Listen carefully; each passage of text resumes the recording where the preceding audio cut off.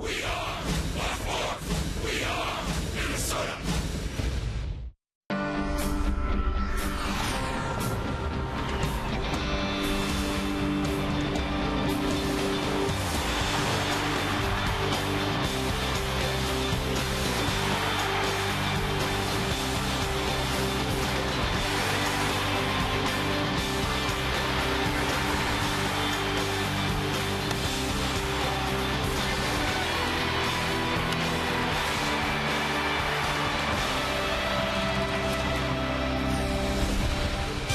Twins hope to make it back-to-back wins over the Toronto Blue Jays. It is a gorgeous night for baseball at Target Field, and tonight Game 3 of 4 between the Blue Jays and Twins. We're going to find out a lot more tonight about P.J. Walters, what type of pitcher he is, how much composure he has as he makes his Twins debut tonight against the Blue Jays.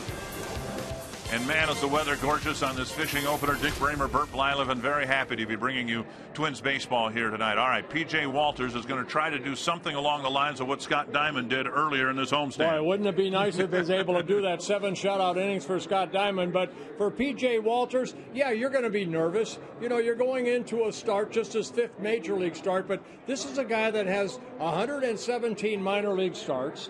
He's won over 50 games in the minor leagues. He's coming from Rochester, where he had an outstanding record at 3-1, very good 2.70 ERA. Hopefully he will be on against a very good, powerful hitting Blue Jay ball club. And what he'll hope is that he can have the impact in tonight's game that Darren Mastroianni, who was called up with P.J. Walters a few days ago, the impact that Mastroianni had in last night's game. Big impact with the Twins up 4-2. Mastroianni getting his first major league hit. That produced 2 runs. That gave the Twins a 6-2 lead. And with the Blue Jays coming back, making it a lot closer, it's Mastroianni again with an RBI single that scored the 7th run.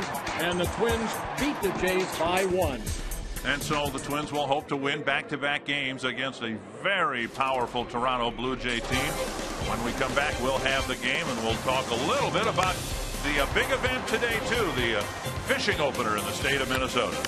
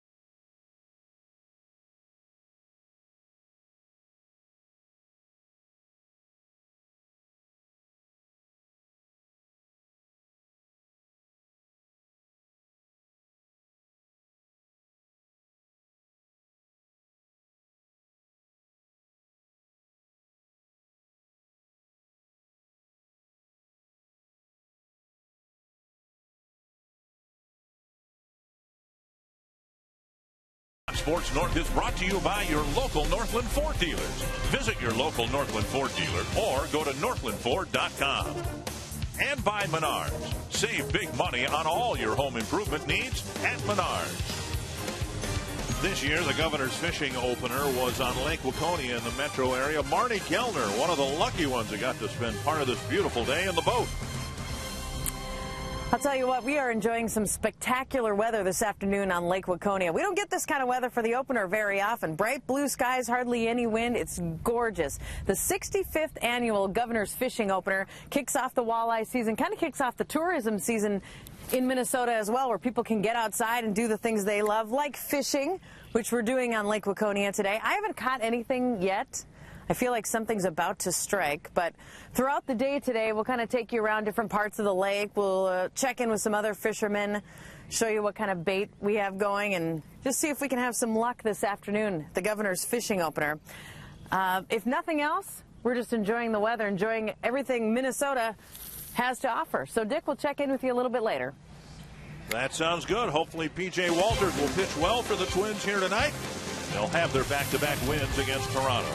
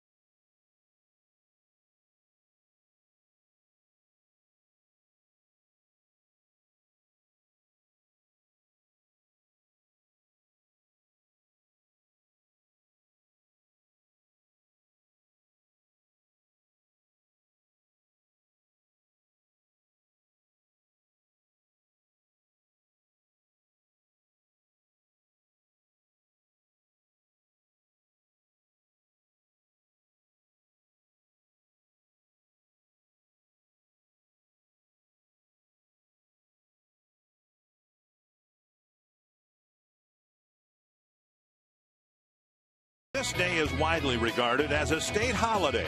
It's the fishing opener. While anglers test their luck on the local lakes, the Twins look for back-to-back wins at Target Field. As parents spend time teaching their kids the family tradition of fishing, the Twin staff is teaching their young kids how to improve on the fundamentals of baseball. The goal for both is to catch the big one and end the day with a celebration. Get reeled in for Twins baseball. Not a cloud to be found. Absolutely gorgeous weather, and Marnie was right. The fishing openers I've been able to participate in, sometimes rain, sometimes snow. This would have to go down in the history as one of the best ones weather-wise. I don't know if anybody was catching any fish. And the Blue Jays having some fun in last night's game, even in defeat, hitting 4 home runs. Here's their Menards batting order. Kelly Johnson leading off. Yunel Escobar, Jose Bautista, Edwin Encarnacion, Eric Thames, Brett Lowry, Colby Rasmus, Adam Lind, and Jeff Mathis. And it'll be P.J. Philip Dwayne Walters making his first start as a Minnesota Twin and only his 5th major league start. Those are his numbers down in Rochester.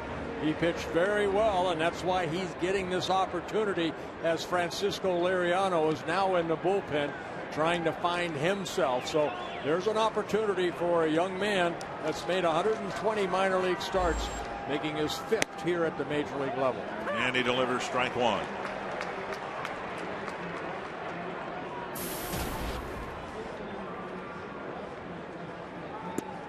And strike 2. Walters invited to spring training. He worked in only 3 ball games, worked a total of 5 innings. I personally did not see him throw, so I'm looking forward to the scouting report that we heard about him, that he has a very good changeup. His fastball not overpowering, but excellent control. 1-2 to Kelly Johnson. Kind of a weird shadow setup here. You can see home plate all the way out to the mound. It's in the shadows, and then right behind the mound, sunlight, shadows behind around the second base area, and then brilliant sunshine out in center field. 3-2. Walters, 27 years old, originally signed by the Cardinals a couple times in their minor league system. He was voted to have the best changeup and best control in the minor league system for the Cardinals. This year in the minor leagues at Rochester, 6 walks in 33 1/3 innings. 25 strikeouts. There you see Yunel Escobar in the on-deck circle.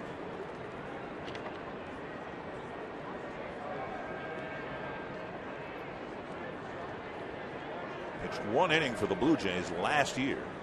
Now bouncer to second. Good fastball, good location, down and away. Easy play for Carroll, 1 away. More than 4 defense for the Twins. Josh Willingham in left and Art Span in center, and Darren Mastroianni in right. Trevor Plouffe, Brian Dozier left side of the infield. Jamie Carroll, Chris Parmalee the right side, and Mauer behind the plate. Walters also pitched for the Cardinals, just 4 innings last year. 30 innings the year before that for St. Louis, 16 innings before that. So this is not his major league debut, just his Twins debut. 4 prior major league starts for the Cardinals. He's 2-0 in his career as a major leaguer, but a very high 7.24 ERA. Ground ball left side. Escobar finds a hole and has a 1-out single. Let's take a look at our GMC keys to the game for Walters. Now, as a young pitcher coming up, and not young, 27 years old, but making just his 5th major league start. The key here to me is trust your catcher. You have to rely on what Joe Mauer's going to call, and then as the game goes on, find out what kind of stuff you have, and then make the adjustments. But at the get-go, as I did my first major league start, I relied on George Meadowall to basically tell me what I needed to throw in what situation. And don't throw a fastball middle in to this guy. In off the plate, that's okay, I guess, although Nick Blackburn tried that yesterday, and Bautista opened up and hammered it to left. Well, if you're going to pitch this guy in, you have to pitch him hard in and then establish a way. Make him lunge for that ball. There's a good fastball right there. Pretty much down the heart of the plate. Blackburn, by his own admission, did not pitch well enough to win last night, but he got the win. I'll tell you what, as Blackie said, there's games that you go, pitch 9 innings, give up 1 run, and get the loss 1-0. So they say they even out. No, they do not. 2-1. But a much needed win for the Twins. They just generally played a much tidier game than they did the night before. Another 1-run win for the Twins. Well, one thing Gardy knows and his staff knows and the Twins know, they cannot compete against these Blue Jays with power. 43 home runs for the Blue Jays on the year, 19 for the Twins. A called strike, 2-2.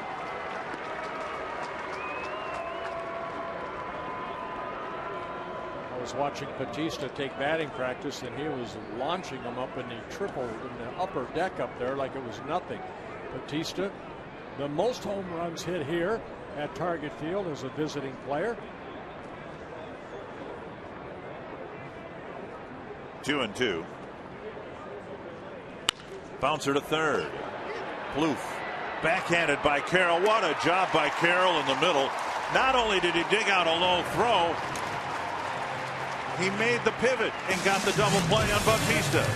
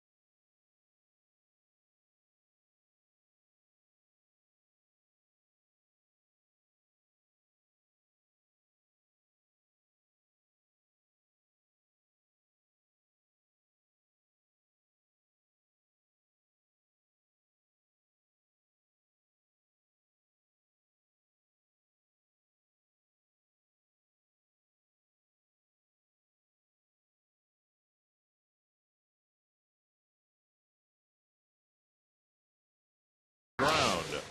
And he faced just 3 men. Now the Twins will send up this Menards batting order. Denard Span, then Brian Dozier, Joe Mauer, Josh Willingham, Ryan Doman, Trevor Plouffe, Chris Parmelee, Darren Mastroianni, and Jamie Carroll. And for the Blue Jays, it'll be 21-year-old right-hander Drew Hutchinson. Hutchinson, like Walters, making just his 5th major league start. Very high ERA. He's coming off a 4-3 loss against the Angels in Anaheim, where he worked 5 1/3 innings. His win coming 2 starts ago against the Texas Rangers in Toronto. He beat the Rangers in his first major league win. Well, Span, Dozier, and Mauer will try to score first. The Twins won a ball game last night, even though the other guy scored first again. Just the 4th time they've been able to overcome an early deficit. Span nearly hit his first home run of the year last night, doubling off the limestone in right field. Ball 1. Scattering report on Hutchinson. A good fastball in the low 90s. That last fastball at 90, a tight slider and a changeup. Thinking of a bunt, he takes a strike on the outside corner. Well, Denard's going to try to make Hutchinson throw maybe 5 or 6 pitches in this at bat, so everybody else in the lineup can kind of take a look at him. Again, you can look at video all you want. It's not like standing up there and seeing the actual stuff he does feature. And hits the inside corner. 1-2. They say of Hutchinson, and he's a young pitcher, so it's not unexpected, he does much better through the batting order the first time, then the second time and third time that the other teams get a look at him, he doesn't fare so well. There's a slider right here. Span wastes it, flips it foul into the seats over the dugout. And kind of a sweeping slider, not a tight slider on that first slider that I looked at right there. Here's a young man that came up through the minor league system for the Toronto Blue Jays very quickly. Only 46 appearances, 45 starts in the minor leagues, but outstanding win-loss record and an outstanding earned run average. And Span checks his swing. The ball rolls over by the Toronto dugout. 2-2. Another slider right there. Mathis catching Hutchinson here this evening. Jeff Mathis.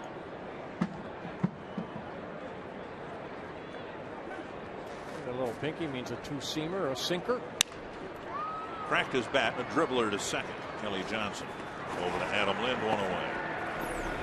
Northland Ford defense for the Jays. Eric Baines in left. Colby Rasmussen center. Jose Bautista in right. Brett Lowry, Yunel Escobar, Kelly Johnson, Adam Lind, and Jeff Mathis, as Bert said, behind the plate. JP Arancibia getting the night off. Here is Dozier. Had an 0 for 5 night last night. That gets you to the big leagues right there. It started in low A, then single A, and then double A combined. You saw the great 14-5 record. very good earned run average. Just 6 Double-A starts, 3 last year, then 3 this year, and then the Blue Jays called him up.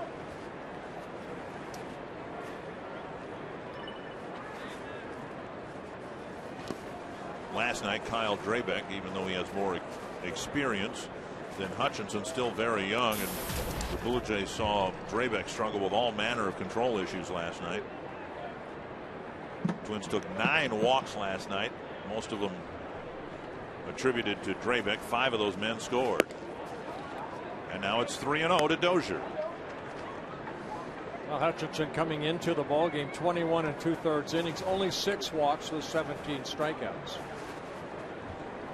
He's allowed 3 home runs. 3-1.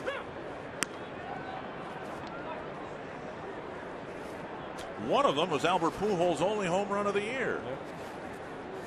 Somebody has to give it up. It's hit fairly well to center. Rasmus, shading his eyes, makes the catch, out number 2. And that'll bring up Mauer.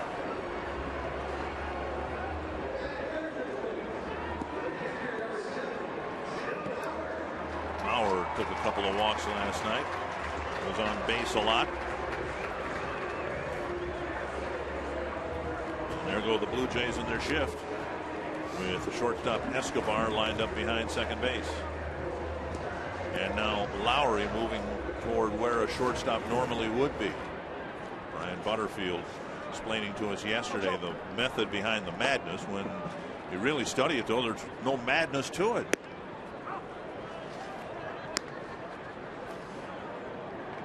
Joe Mauer, as we begin play tonight, has not grounded out to a third baseman once this year. 25 times to the second baseman. So if you're Brian Butterfield and you're looking at that, why would you position someplace where Mauer is not going to hit the ball? It's not only this year, Dick. Again, you know, these ball clubs, they have track record from last year and so on when Joe first came up to the big leagues. Let's see Brian Butterfield right there. Looking at his defense. It just makes it remarkable. You know, when you think about it, most teams pitch Mauer away, and he hasn't grounded out to a third baseman yet this year. That's mind-boggling. 113 at bats, a couple of fouls in that general direction, and it's 2-2.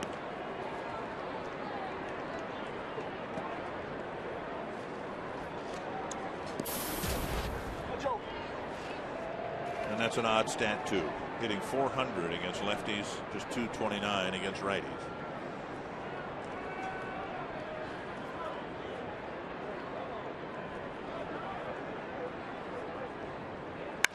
Bouncer to short.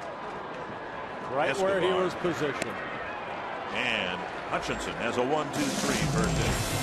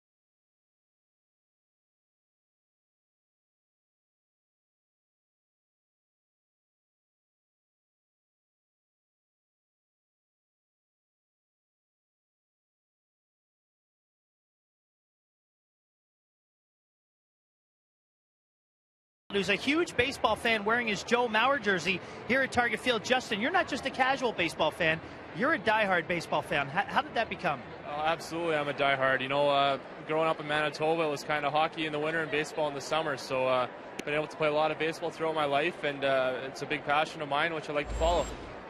Now, with the Minnesota Wild, obviously not the season you wanted to have last year, but what kind of optimism do you have, Justin, for this season coming up? We experienced a lot in different situations and adversity throughout the year. You know, a lot of guys getting a lot of, opportunity to play in those different situations and grow through that experience that hopefully we can take into next year and everyone matures and takes another step. Ready to take part in this instructional after the game? I'm really looking forward to it. So there you go, Dick and Bert. Justin Falk going to be part in our post-game instructional on the field on Twins Live, presented by CenturyLink. Yeah, Justin told me earlier he played a little ball growing up in Canada. Pitched, played some first base. I talked to him as well. 2-2 to Edwin Encarnacion.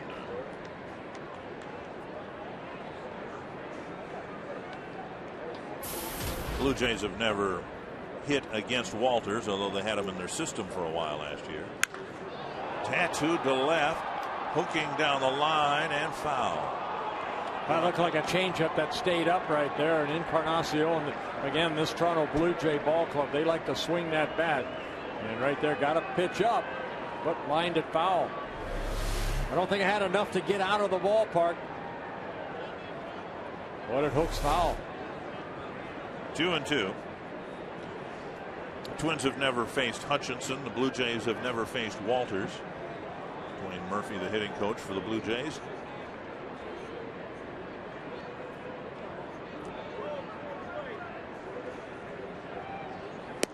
Fastball up and in, and a swing and a miss, one away.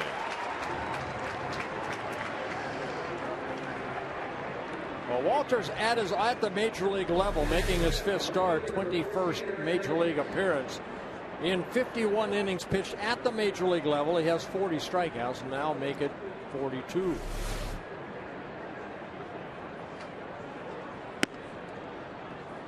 Inside to Eric Thames.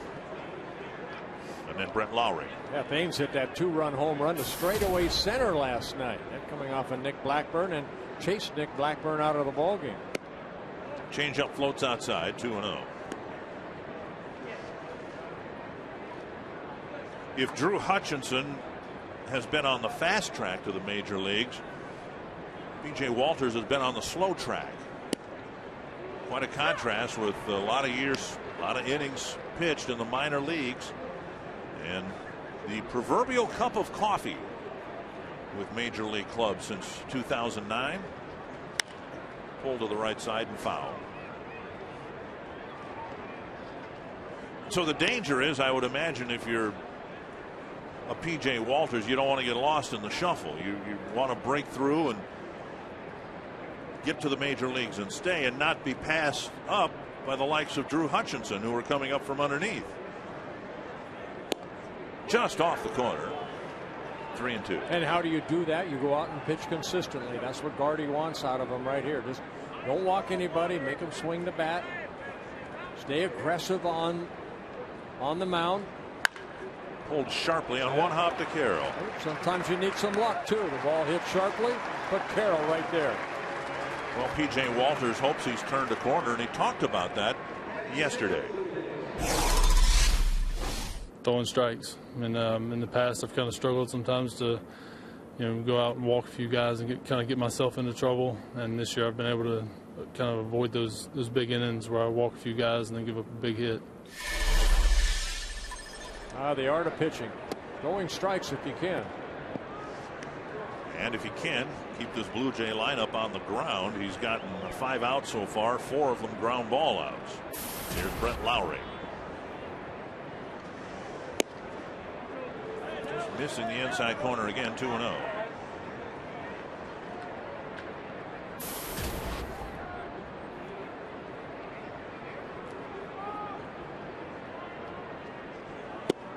There's the corner. Lowry, a very good young looking player, 22 years old. His fastball middle in. And strike 2 is called. P.J. Rayburn behind the plate tonight, the home plate umpire.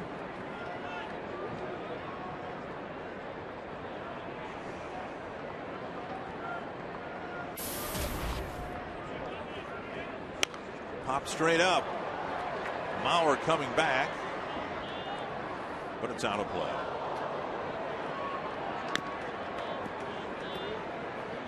Hutchinson's 21 years old. Walters is 27 years old. Statistically, looked like he might have hit a ceiling at Double-A in terms of effectiveness, dominance, if you will. Now he's had a very good Triple-A season with the Twins and hopes to carry it over to the big leagues. Fly ball right field. It's called opportunity. Mastroianni has the opportunity. Took advantage of it last night. He catches the third out of Walters' 1-2-3 second inning.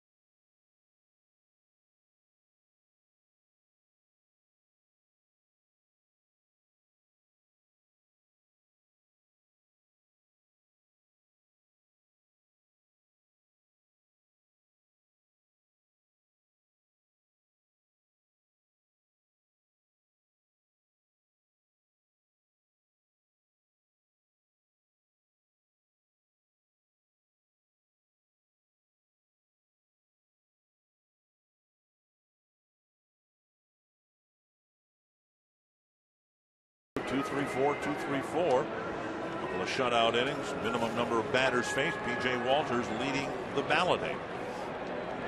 Josh Willingham will lead off the second. He'll be followed by Ryan Doman and Trevor Plouffe.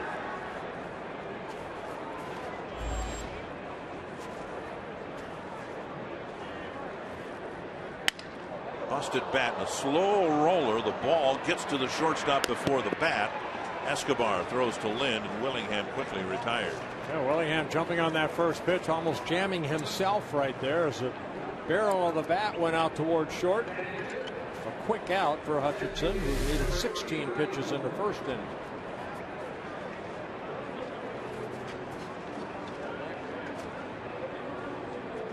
Ryan Doman will hit, and there goes the third baseman Lowry into short right field.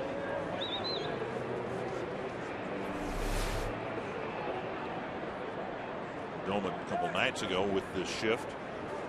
Although Escobar, I think, was shifted even more towards second base 2 nights ago. Tried to drop down a bunt. Up and away, ball 1. The logic behind this, explained by Brian Butterfield, was we're trying to defend against well-hit balls. Not the squibbers or the nubbers or anything like that. And in last night's game, one of the key hits for the Twins was not a well-hit ball, but the Blue Jays shifted the other way for Willingham, and he just doinked a double down the right field line. Well, you know, there aren't that many guys in the Twins lineup that can hit the ball out of the ballpark. So, you know what? Brian Butterfield said, you know what, if this guy, big, strong guy, wants to bunt, go ahead. Tried there again. It's 1-2. There's only 4 guys in the lineup that have home runs. Willingham 7, Doman 4, and then Trevor Plouffe and Joe Mauer 1 apiece. strikes out, and it's out number 2. There's a hard slider down.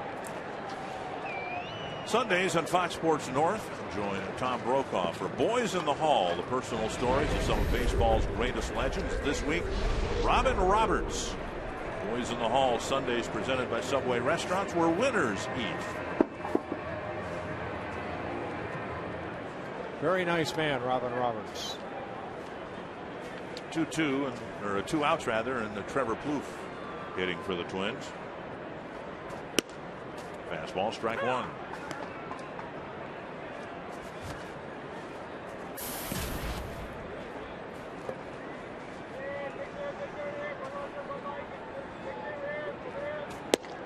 Strike 2.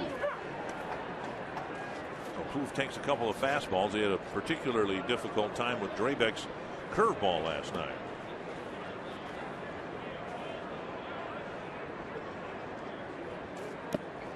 And there's a breaking pitch in the dirt. Yeah, we haven't seen the curveball. Hutchinson does not have the curveball. He has that tight slider.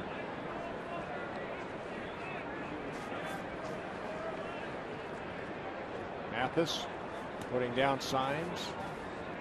Going back to that slider again. And Plouffe takes it again. 2-2.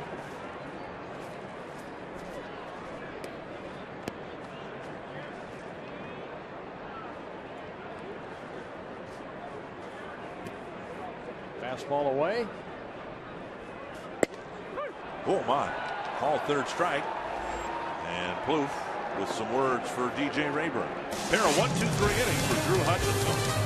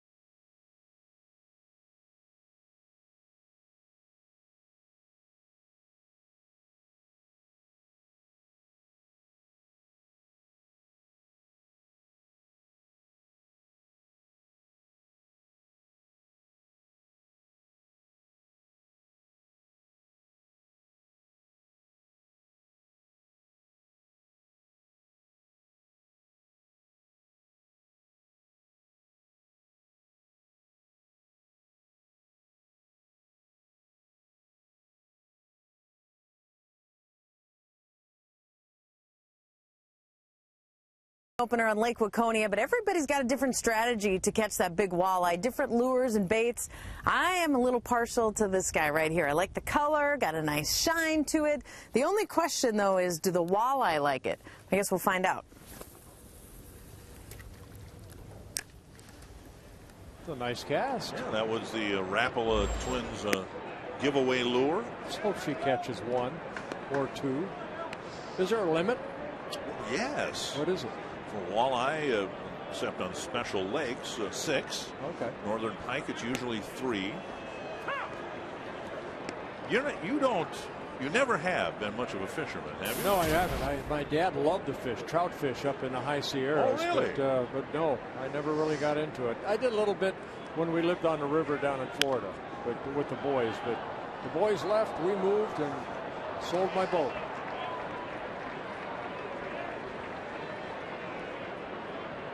One and 2. Colby Rasmus leading off the 3rd inning. Adam Lind and Jeff Mathis will follow. I'm more into walking. Now we'll show some of that in just a second. 2 and 2. What a beautiful day it was.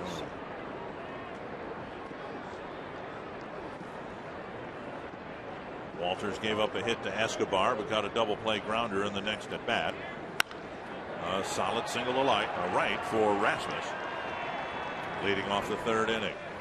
Well, we had quite a day today for the Parkinson's move. It's the Parkinson's walk, the annual walk that Gail and I are involved in, and we had a great time. We had to stretch, and then we walked a little bit, but we raised over 175,000 people. There were almost 2,000 people out there. $175,000. Dollars, right. Yes. Well, congratulations. You couldn't have asked for better weather, and glad you had so many people turn out for it. Strike on the outside corner. Yeah, I was talking to Eileen Smith, who I go through for the Parkinson's walk, and if you still want to donate toward finding a cure for Parkinson's, you can go to parkinsonmn.org to still donate. Any amount, $1, $5, whatever. Outside 1-1. Walters, for the most part, kept the ball on the ground. Lind has been struggling. Dropped to 8th in the batting order.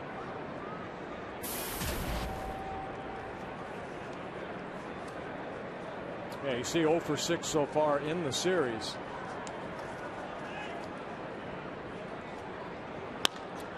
Chip down the left field line. That's a long run for 3 Twins, and none will get there. Willingham was about as far into fair territory as the ball was into foul territory.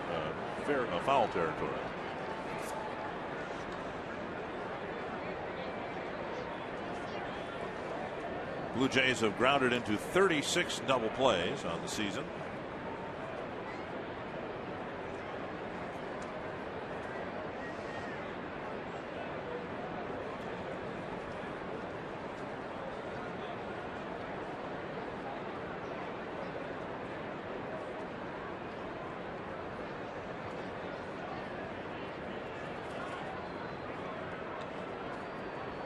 Rasmus at first base, 1 stolen base in 1 attempt. Blue Jays on the year, 18 stolen bases in 27 tries.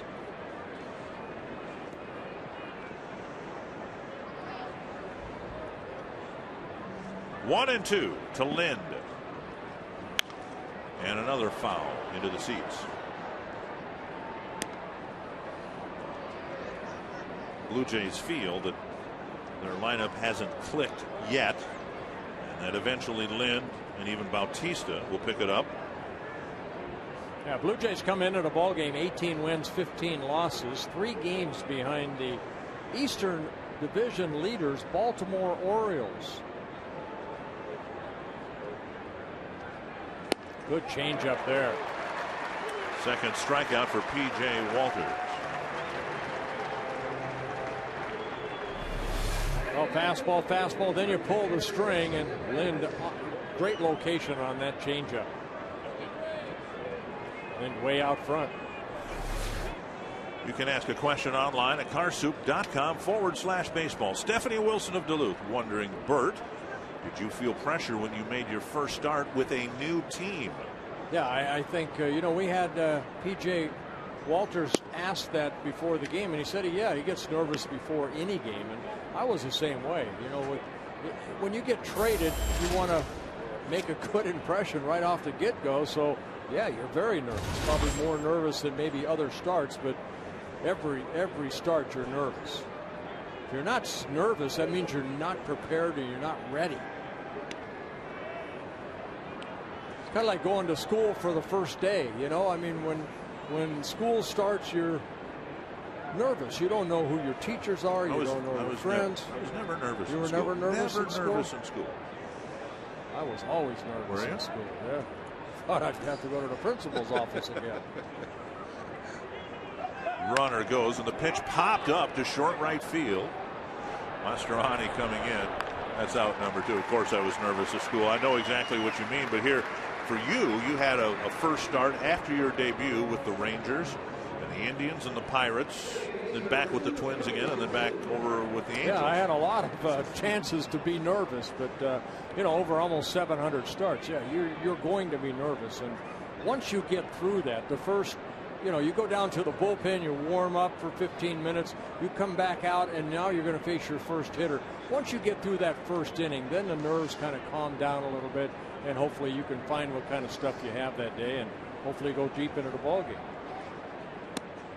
There is something, isn't there, to the notion that guys can do well in the minor leagues and they get up here and the double deck syndrome.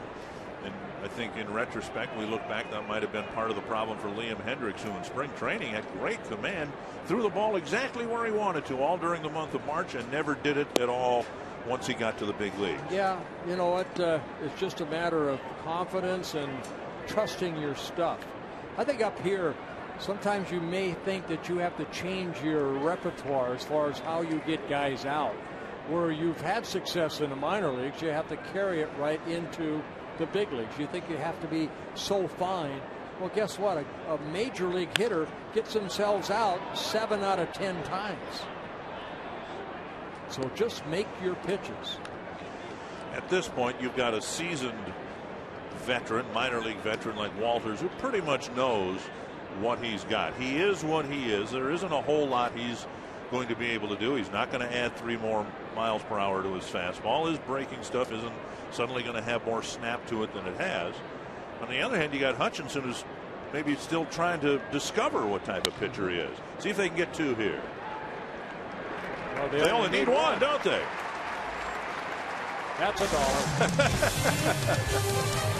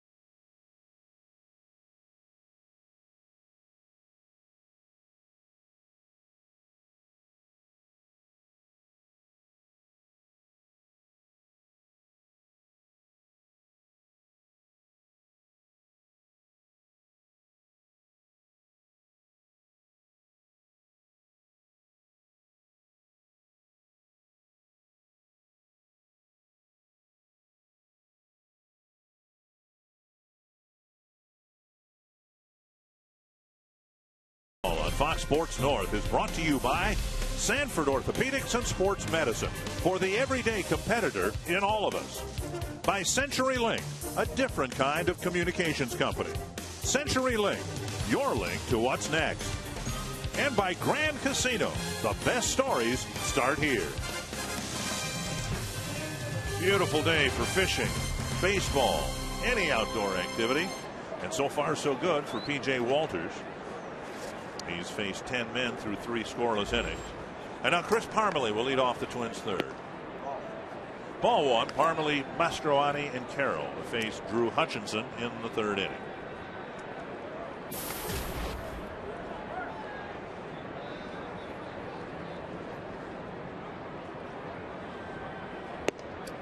A speed pitch, and it just missed. 2-0. Twins need to get Parmelee turned around. He has seen his batting average, like Valencia's before him, fall below the 200 mark. Yeah, Danny got to play every day. Chris had a tough time. You know, he was on the bench a long time. So driven to the gap in left center. But Rasmus is there. He hit that ball sharply, but you need at-bats, and that's what Parmelee's hoping to get here more often. Fishing opener today. Mother's Day tomorrow, a Minnesota tradition. And you can spend Mother's Day with the Twins as they wrap up the series with Toronto. The first 10,000 female fans will receive a pink Twins scarf, courtesy of Pepsi. Tomorrow's the big day. Game is set for 1:10. Bring Mom to Target Field. Call 1-800-33-TWINS or visit twinsbaseball.com. Here's Mastroianni. Ball one. Two big hits for Mastroianni in his second Twins game, driving in a total of 3 runs. 1-1.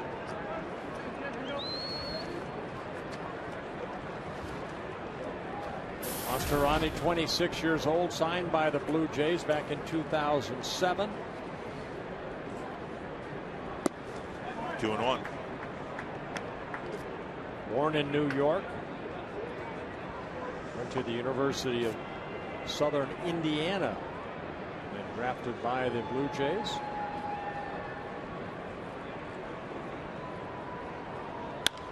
It's down the right field line, but it will twist foul.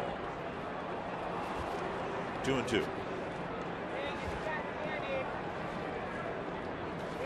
Mastroianni, we're talking about Walters, his minor league experience. Mastroianni, the same thing. He spent a lot of time in the minor leagues, 6 seasons, a career .280 hitter. He's played in almost 600 minor league games. Almost 2,200 minor league at bats. 3-2. Talking about this last night.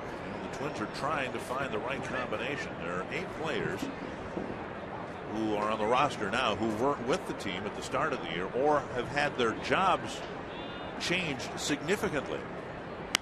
Pop straight up, backing out of play. You've got Liriano, who's on the team, but not as a starter anymore. Jamie Carroll's on the team, but not the shortstop anymore. And then you've got new players like Walters, Mastroianni, Komatsu. If it doesn't work one way, you try something new.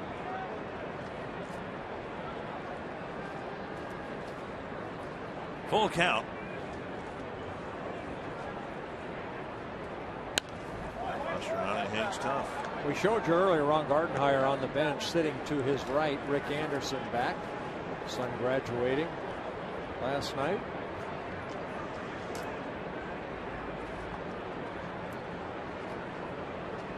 Three and 2 to the Twins right fielder.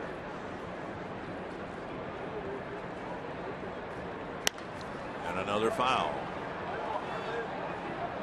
Out of play.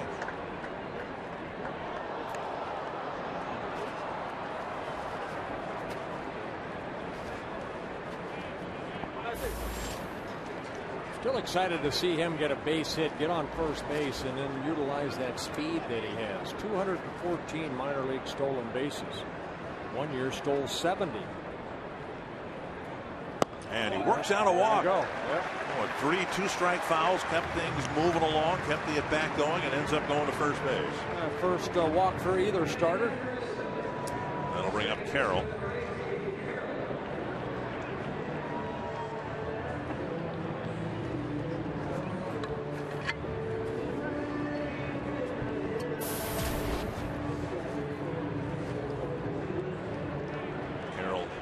In the series, got the game off 2 nights ago.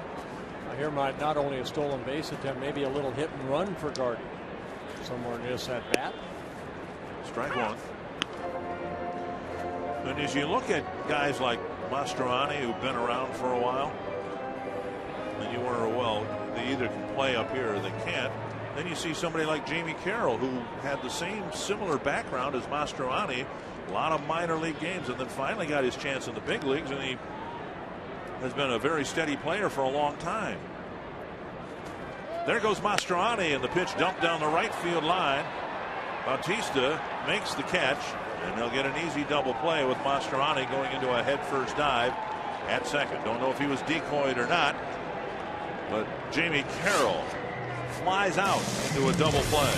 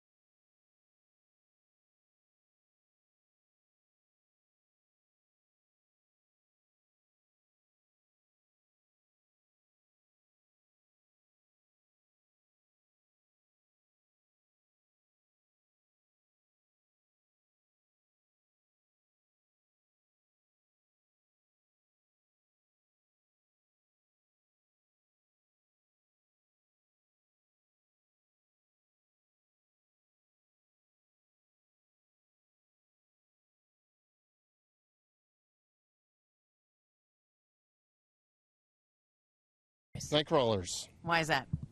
An old guy named Bert once told me they taste the best, and I figured the fish would probably agree. They taste the best. They taste the best. Bert, you're looking at this right now. It probably is pretty tempting, but let's save it for the fish today. Marnie, they are edible. Come on. First pitch to Walters, a comebacker to the mound. Escobar quickly retired. That was how many years ago? When I got some Wright County night crawlers from my driveway, brought in a couple, and you were able to eat a couple of night crawlers. Guess what, 5 years ago? Somewhere in there. One down. Here's Jose Bautista. I was told by Robbie Ensmikowski that was 2009. Like he remembers. Anyway, he raised $15,000 for Parkinson's. And I would do it again.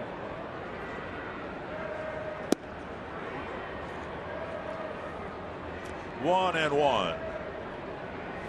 Well, 51 pitches for P.J. Walters, and 32 have been strikes. No walks, a couple strikeouts. 10 outs recorded. That's pretty good. And now 1-2 to Bautista. Struggled in the second half of last year, and you might make the case at this point the struggles have carried over to the start of this year. He does have the 7 home runs, but he's hitting under 200. Slow breaking ball.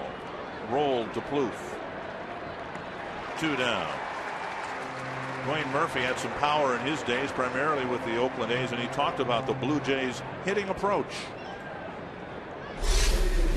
I look at it as get a pitch that you're looking for and put the barrel on it. And I don't really call it free swinging. I just want these guys to have a plan when they go up to the plate and look for a pitch they want to hit. And I think when you do that, instead of trying to hit all his pitches, you're looking for a pitch, you'll have better success.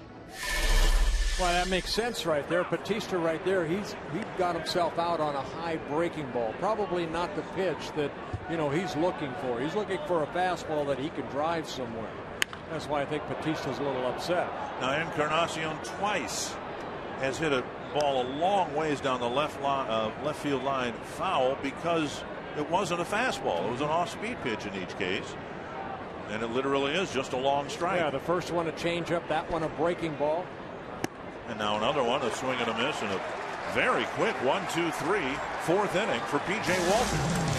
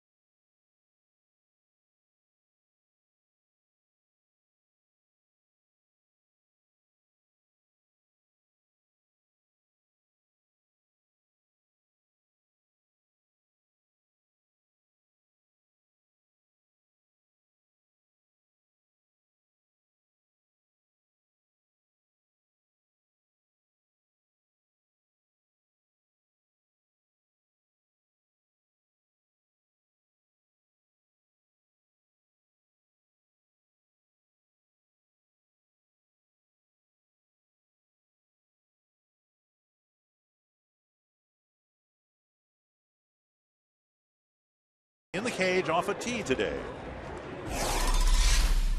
Pleased with the way it went, and just continue along in the process and hopefully be ready. I can't give a date yet, but hopefully I'm hopeful when I'm eligible to come off on Wednesday that I can play, but we'll see once I start swinging more how everything goes, but pretty happy so far. and her health injury report centering on Justin Morneau, who would be hitting 5th in this lineup if he were healthy. And a cortisone shot on the left wrist, and said it's helped. He just doesn't know how much it's helped, because if he wakes up tomorrow and there's stiffness and soreness in there, he's still going to be a few days away. Yeah, I mean, it's a good first step for Justin today, and he'll see how that wrist reacts overnight and into tomorrow. 1 strike to Span, leading off the Twins' 4th. Drew Hutchinson's faced the minimum number of batters. He has not given up a hit. He did issue a 1-out walk in the 3rd inning. We told you before, Hutchinson's numbers suggest that the Twins should have better swings against him the 2nd and 3rd time they face him. Backhanded by Escobar. Great play by the Toronto shortstop. Yeah, very nice defensive play. Escobar having to go to his right and then sets himself up. Now Span hit this ball pretty sharply, so he has time right there. Set up, good strong throw across the diamond to get the speedy Span for the 1st out. Brian Dozier hit the ball fairly hard, lining out to Colby Rasmus his 1st time up.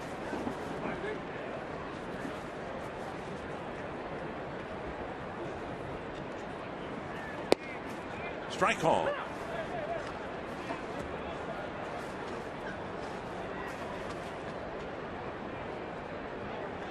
And an early challenge for Dozier in his major league career. And he just answered the challenge. I was just going to say the challenge for Dozier is to make sure his first little mini slump doesn't get out of hand. Yeah, 4 hits in 21 at bats, and Dozier right there got a high breaking ball, got a base hit. Up in the booth we have the FSN section. We have Chelsea Beaver. Now, you graduated from the University of Minnesota with a law degree. Congratulations to you. I wondered why it took 7 years. I didn't realize you had to do that step. It took me 7 years to get out of high school. And congratulations to you. And you want to be a prosecuting attorney, so good luck to you. You better be nice to her. You never know how your paths might cross again down the road. And from Ferndale, Minnesota, suburb of Staples, where I went to high school. Does Staples have a suburb? Well, if you're in Staples, you think, Motley is a suburb, and if you're in Motley, you think, Lincoln is a suburb. Everybody's got a suburb. Here's Mauer. Bounced to short his 1st time up. They're all suburbs of Wadena, I believe. Well, you can't say that to someone who went to high school in Staples. Had that conversation with a lot of great Twins fans in Wadena.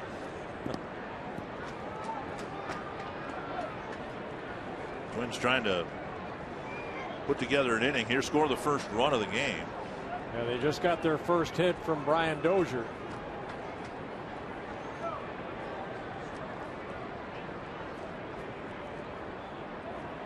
In the first 33 games of the year, the Twins scored first 9 times.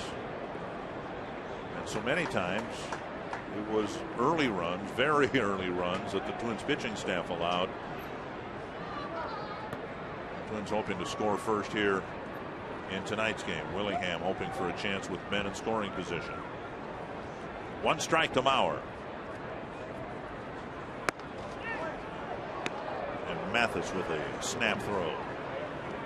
Yeah, Dozier has some speed at first base in the minor leagues. 45 stolen bases in 63 attempts.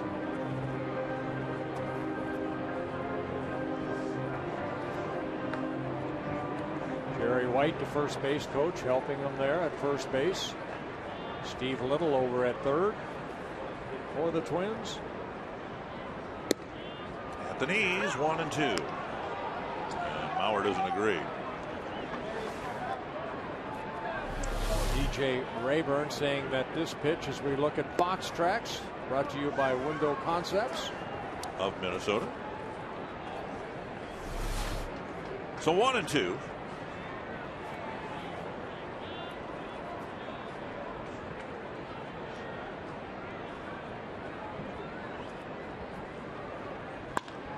And Mauer slaps a single to left. Down and in was the pitch. And Mauer inside-outed it for the second straight Twins hit. You know, he thought that previous pitch was a little low. This one was even lower, but he's able to drop the barrel of the bat and hit it softly into left field. It's a little slice shot right here. He went down to get this ball and hit it softly in front of them, so in left field. So Willingham does come to the plate with one man in scoring position. He saw one pitch from Hutchinson. The bat exploded in his hands, and he bounced out to short.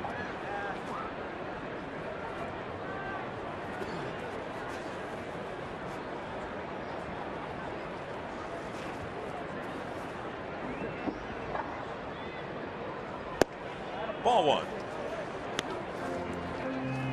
Well, you win 3 batting titles in your career, and this is a reason why. Look at the head right down and following that ball as it makes contact with the bat.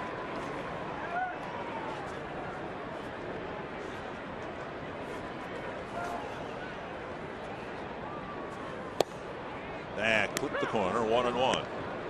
Twins have hit 19 home runs this year. Willingham has hit 7 of them.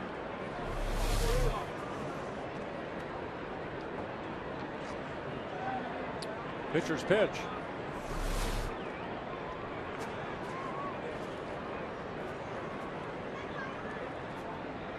One and one. Again, and it's 1-2. Well, that's the pitch I've been talking about the last couple nights against the Toronto Blue Jays. You want to establish down and away, and then you'll work inside for a purpose. 2 very good fastballs down and away. And they're pitching him down and away, even with the infield shift, having 3 infielders on the left side. And it might have hung over the middle of the plate, and Willingham strikes out for out number 2. Yeah, sometimes you miss your pitch. It looked like Willingham missed his pitch right there.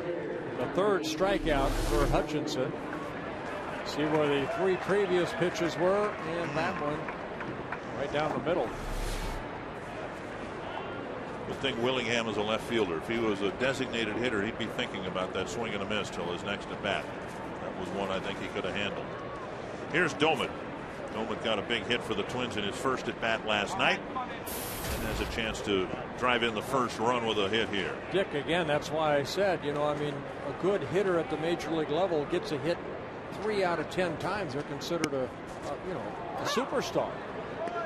You're going to miss pitches like that from time to time, and pitchers are going to get away with it.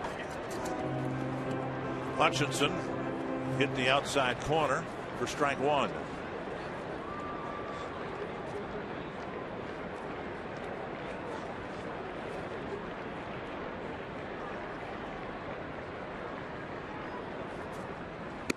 One and one.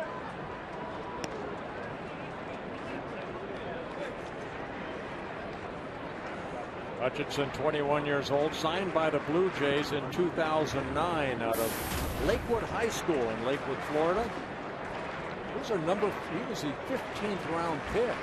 Usually, you know, you see somebody come up to the big leagues this quickly, they're usually 1, 2, 3 type of round picks. Whoa.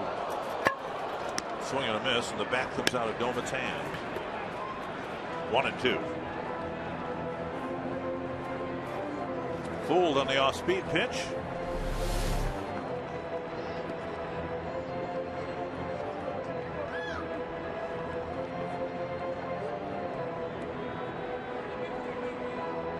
Just out of his reach.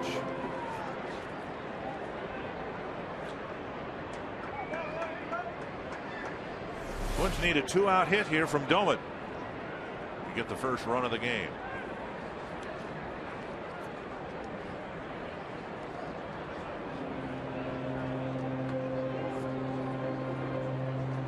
And Mathis to the mound to talk to his young 21-year-old.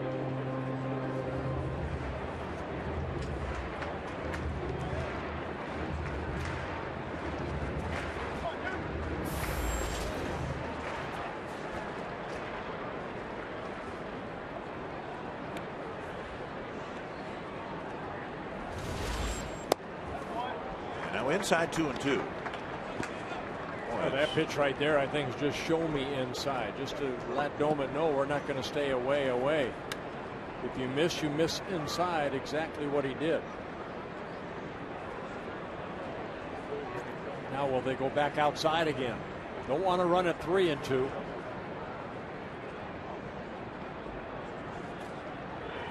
Nice block by Mathis, and he's run it 3-2. Now the runners can take off once Hutchinson delivers home. Plouffe hoping for a chance here in the 4th. Dozier at second, Maurer at first, 2 outs, 3-2. Lind will play behind Maurer.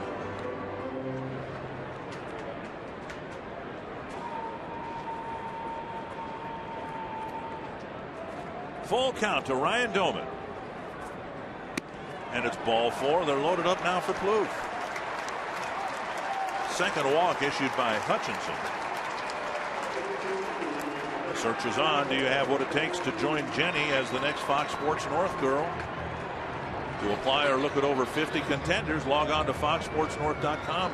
Click on the Fox Sports North girls banner. There you go, Chelsea.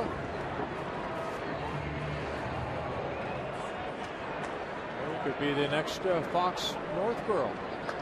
If it doesn't work out, 7 years. Here's Plouffe. And there's a strike.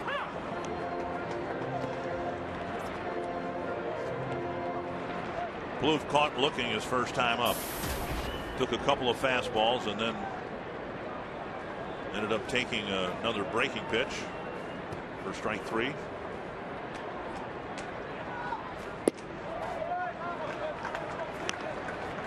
Consistently working Plouffe away.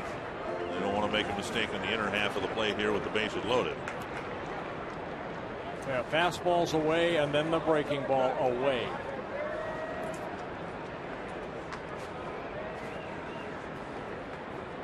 Plouffe looking to provide a jolt for the Twins.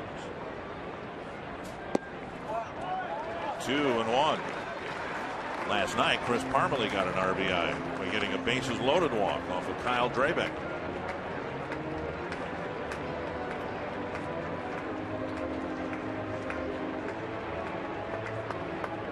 Bases full of Twins. That's Maurer at second. That's Domet at first. You saw Dozier at third. Got to look fastball away, and you got to hopefully hit it hard somewhere. Find a gap, Trevor Plouffe. That generous outside corner that's been there all day long is there again here in the 4th inning. You know why? Because he's hit that spot over and over and over.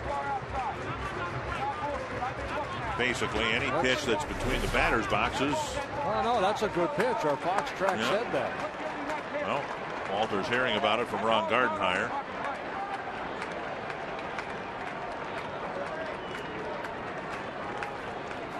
Two and 2.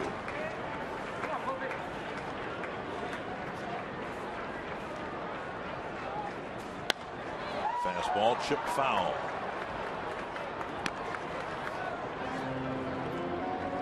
You know, we talk up here, I do, about a 2-2 pitch. You don't want to go 3-2, especially in a situation like this. Why? Because then you have the trail runners. Dozier's going to score on a base hit, but you allow on a 3-2 pitch Maurer and Domet to take that extra lead to start running. Nice block by Mathis, and now the count is full. Now a base hit, even to short left or right or somewhere, might score 2 rather than 1. And he went to the slider and is down and away. Good stop by Mathis. A lot of pitches this inning for Hutchinson, and he's got to make his best pitch right here. 65 in the game. 25 so far this inning. Base is full and the count is full.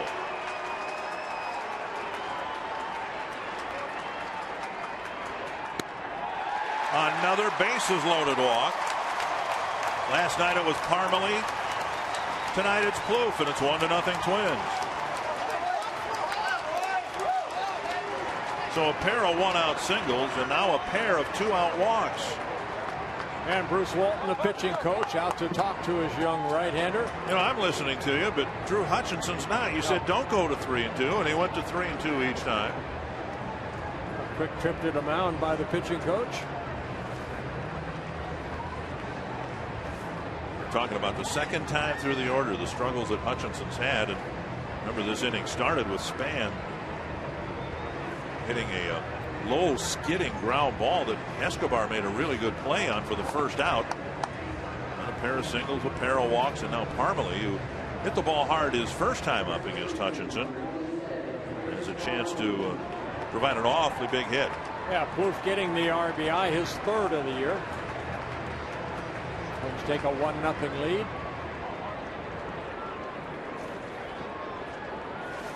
I got a call here. I like it. He's going to hit one right up the middle, and Escobar is going to throw him out. One run for nice call. 1 run for the Twins that got the first lead.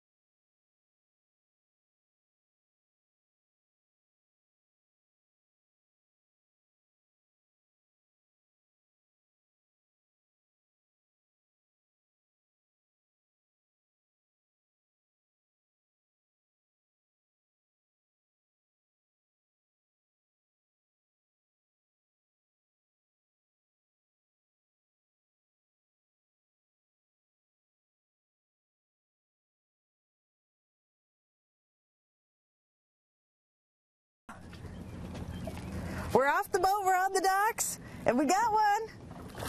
Whoa! Do you see how big that was? Look at that! There we go. That just happened. A fish on the fishing opener. Hi, buddy. Somebody take it. That's a largemouth bass. You've got to throw that back. Well, we go to the fifth inning. The Twins have a 1-0 lead. Eric Thames will lead things off. There's a nice changeup again by P.J. Walters, and it's 0-2.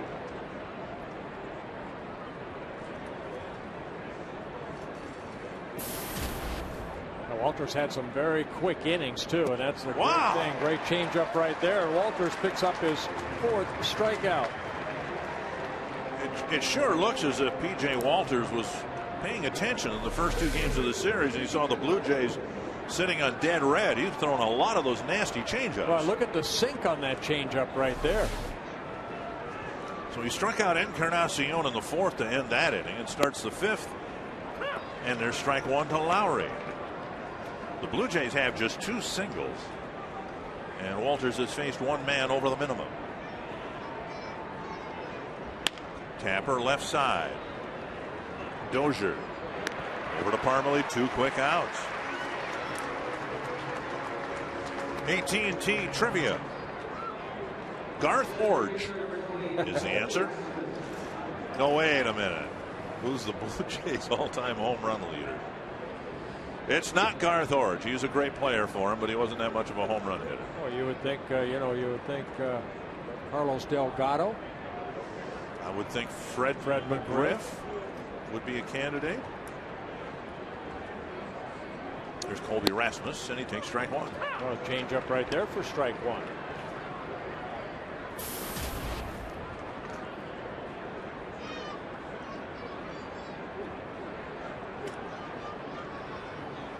inside. 1-1. Right now, P.J. Walters is trying to out-diamond Scott Diamond. I hope he does.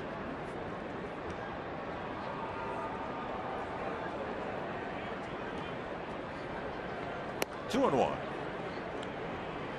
64 pitches, 43 strikes. Just a couple of meaningless hits and no walks. And if you sound like we're excited, okay, it is. Because we haven't had too many games like this where the starting staff has put some zeros on the board for this amount of time.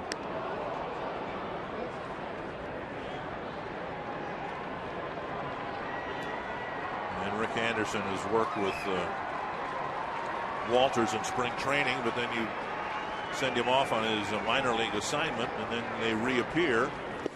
And maybe some of the things you talked with them about in March, allow them to come back and resurface with you at the big league level. Well, again, Walters has had a couple cups of coffee, you know, so he knows what it takes. Now it's just a matter of executing what he's trying to do. 3-2 changeup, maybe. Left center field, drilled to the gap, and it'll go to the wall.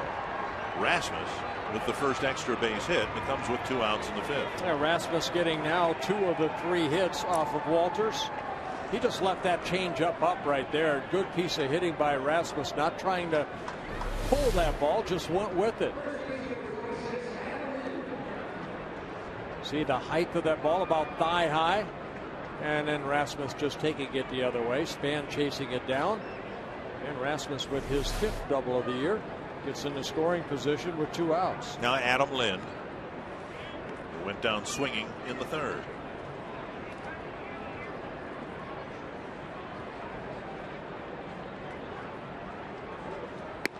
Outside, ball 1.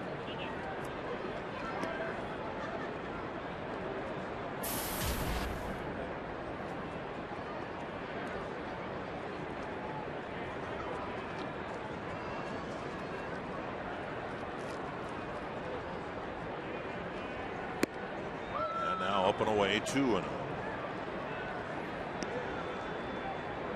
Well, this is a point. Walters, you step back, you take a deep breath, and now you start to get back down in the strike zone. That last fastball up.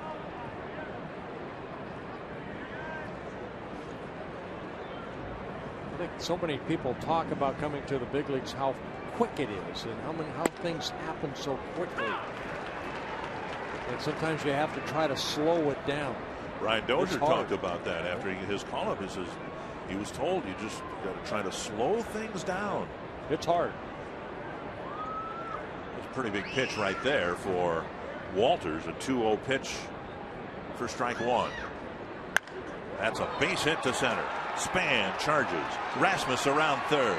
Span's throw not in time, and the Blue Jays have tied it up with a pair of 2-out hits. Well, that breaking ball left up right there, and Lind, who has been struggling, lined it right back up the middle. He picks up his 11th RBI on the 4th Blue Jay hit. You see that ball just kind of hung right there. And Lind got to be happy at that swing right there and the location of that pitch. So Rasmus's 2-out double on the changeup, backed up by Lind's single on the curve. That'll bring up Jeff Mathis. Mathis dealt to the Blue Jays, of course, was with the Angels last year. Now the Angels are in rather desperate shape for catching. Chris Iannetta is going to be out up to 2 months after a wrist surgery. He was hit by a Liam Hendricks pitch when we were in Anaheim a week and a half ago.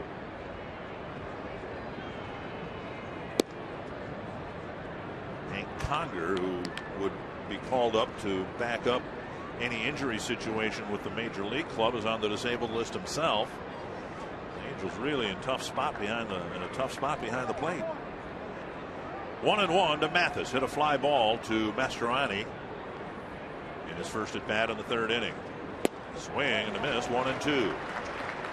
Yeah, Mathis has some power, but over his career just came into this season just a 194 hitter. Last year with the Angels, 93 games he played in, he hit only 174. He did hit 3 home runs.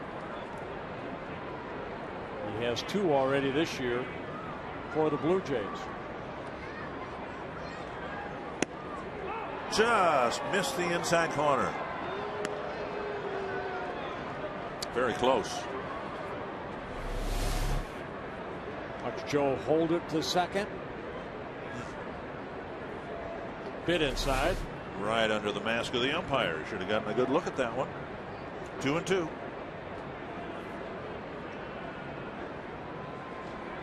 And now a full count with Kelly Johnson on deck. Now Parmalee letting Walters know he'll play behind Lind at first base. And there's that little walk right there that you kind of walk behind the mound and take a deep breath, refocus, make a good pitch right here. 77th pitch of the night for P.J. Walters.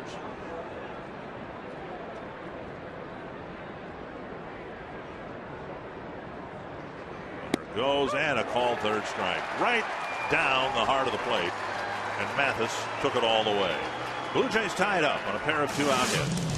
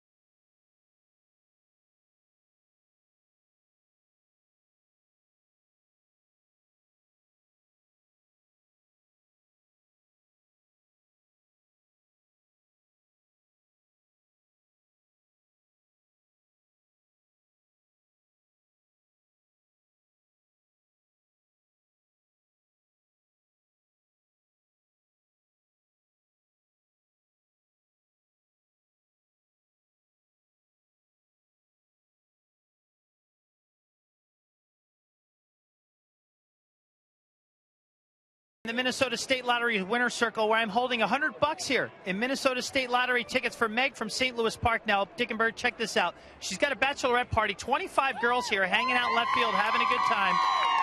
She's getting married, Meg, next week, and her fiance is at home at a barbecue with his buddies hanging out. What do you want to say to Phil, your future husband? Thanks for making the sign, McCracken. I love you. There you go. Her husband, Phil, made this sign while he sits at home at a barbecue. Hi, Phil. Hanging out with your future wife and all her friends. Having a good time. Very, very nice. I love those signs where people put their face through it like that. Congratulations. May you be married many, many years. Here's Mastroianni taking a strike. Mastroianni, Carroll, and Span here in the Twins' fifth. Twins got a run on the bottom of the fourth. The Blue Jays got one top of the fifth. Off the glove of Lowry. Escobar picks it up, slings it across, and Lynn digs another low throw out on the backhand side. Nice deflection to the shortstop, Lowry to Escobar. Yeah, lucky deflection right there. And they're smiling about it right there. It looked like a base hit. Lowry diving to his left, and then it hits off his glove, deflects right to Escobar. A low throw, Lynn picks it out, and the play going 5-6-3. Jamie Carroll hit a fly ball to right. Mastroianni was off with the pitch, was doubled off first. Strike one. You know, these innings are really important for a young pitcher like Hutchinson, after you have a tough inning like he did last inning, to come back out, throw strikes. This is just part of maturity at the major league level. You're going to have innings where you're going to struggle. It's how you come back from that bad inning. He needed 27 pitches to get out of the fourth, and he gave up the run on a couple walks. Up high 2-1, and we've seen Hutchinson leave a lot more pitches up.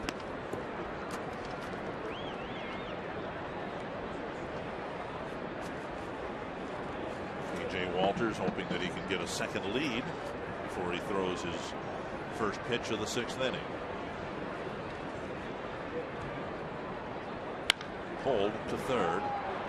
Lowry rifles it across, 2 down. Before Span comes up, the next Crystal Farms Kids Day is tomorrow. The Twins wrapping up the series with the Blue Jays. You can come to the game early for Kids Day autographs and free string cheese, courtesy of Crystal Farms. After the game, kids can run the bases on Target Field, presented by Gillette Children's Hospital. Tickets and more details available at twinsbaseball.com. One key, too, is get strike one. Hutchinson, the first 9 batters he faced, 3 of 9 first pitch strikes. The second time around, 8 of 9. Here Spans hit a couple of ground balls for outs, and he takes high ball 1.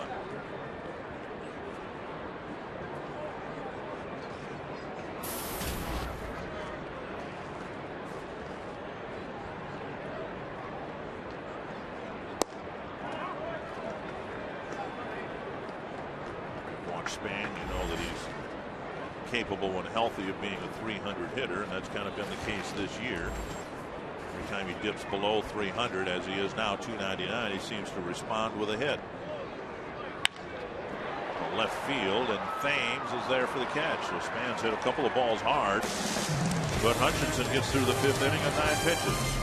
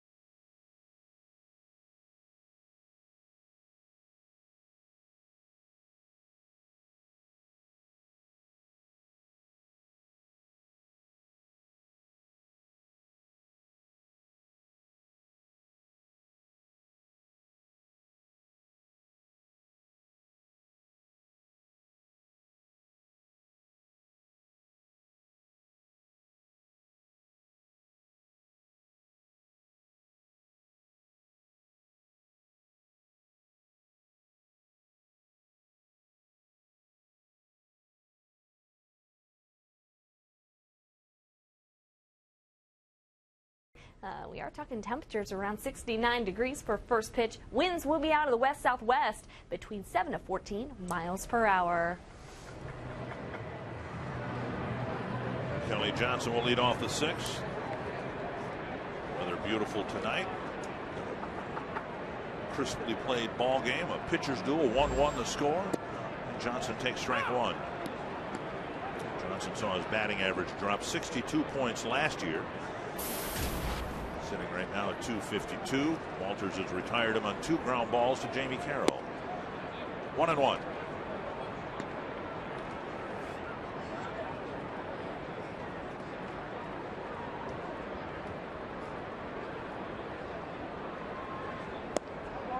And there's the outside corner. Well, you know, I think both catchers sitting back there, Mathis and Joe Mauer, you can see that Johnson doesn't like that call, but I think we've seen it both sides. you know, DJ Rayburn I think he's giving more away than he is inside.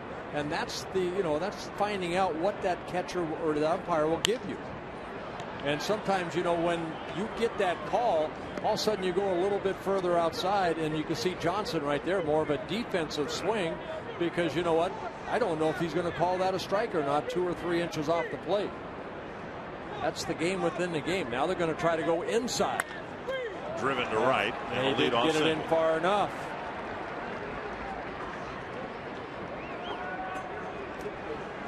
I'll bring up Yunel Escobar. The AT&T trivia. I am going to go with Carlos Delgado. I am going with Delgado also. No doubt about it. That man was powerful. Had some great years in a Toronto Blue Jay uniform. Yunel Since Escobar. we both agreed, and it was who it was, right? We get a bonus. Carryover. Yes. To tomorrow's question. You were And gone. for the one we missed yesterday. You were gone on the West Coast. We had some tough, really, I thought, obscure trivia questions. Which is my way of saying we didn't. Roy Smalley and I didn't get any of them right. Well, sounds like you need a little cheese with that wine. 1 strike to Escobar. Walters fires to second. Relay to first. Oh, what a great double play. Dozier got cleaned out at second base, and Parmalee dug out a low throw. Boy, you love to see your middle infielders give themselves up right there. I mean, Walters he knew this ball wasn't hit sharp enough, but he knew who was covering. He knew that Brian Dozier was covering second base, and he got it to him in a hurry. Now, ball not hit real hard, but a good strong throw, and Dozier hanging in there, able to get something, and a nice pick over there by Parmalee to complete the double play. Second double play turned behind Walters. This time he started the double play, and now around the hands. Ball 1 to Bautista. Bautista's been playing pepper with Trevor Plouffe tonight. If you go inside, you want to be right there, exactly where he was. Now go down and away again. Good breaking ball right there. Tickled the outside corner, 1-1. Oh, you just don't want to leave a pitch up right here. You're going to make them beat you. Make them beat you on a good pitch, down and away. It's a fastball, knee high on the outside corner. Yeah, Joe sat inside. The ball was outer half of the plate. See if that's the last fastball Bautista sees in this at bat.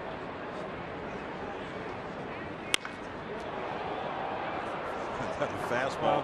No, that was a changeup, I guess. Just like Dwayne Murphy talks about. Go up there, look for a pitch, and swing hard. And Bautista was looking fastball, and he just dropped the barrel of the bat on it. See what that pitch is, down and in. There, right there. That's a good pitch. Whoa. We've seen that call before.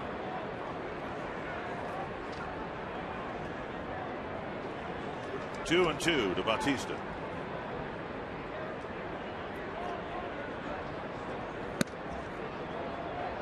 And now 3 and 2 with Encarnacion on deck.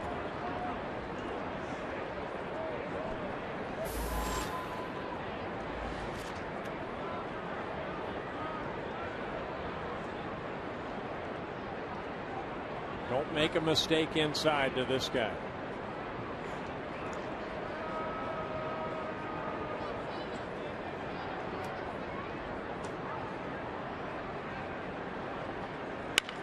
Driven to left, a hanging curveball, and it's blasted over the wall. No, it's still in play. It's still in play. It's a double. Here comes John Farrell. To me, it looked like the ball cleared the wall. And Tim Cheetah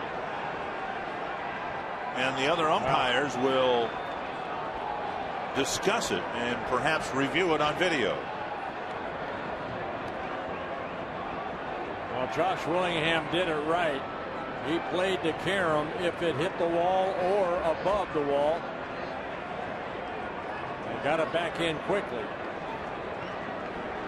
I just said don't leave anything inside, and that's where that ball was right there. You said that, and I looked where Bautista was, and he's right up on the plate. You want to throw a strike. Everything is inside. Well, this was. That's not inside. Yeah. That's a home run. It shredded one of the flowers out there.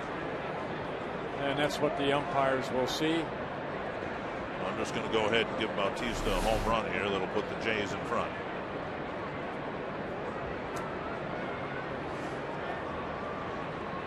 Well, if I had just washed my clothes and I was looking for something to hang on, that would have been on that line drive home run right there. That was out of here in a hurry. Well, the Blue Jays will be leading here 2-1.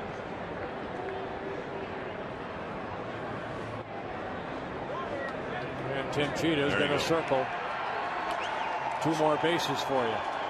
So a pair of 2-out hits in the 5th to tie the game, and now a 2-out home run to put the Jays in front. Well, Twin fans may not like it, but I'm glad they got it right. The breaking ball hung right there, and a line drive home run. As aggressive as Bautista is, but he also draws a lot of walks. I'd almost rather have the breaking pitch bounced to home plate, see if he'll swing and miss at it. At any rate, here's Encarnacion. Well, I think that's what Walters wanted. He wanted that ball down and away, and it just stayed up. Sky near first base. Harmony in foul ground ends the inning. But the Blue Jays go deep. Bautista with another target field home run, and it's 2-1 Toronto.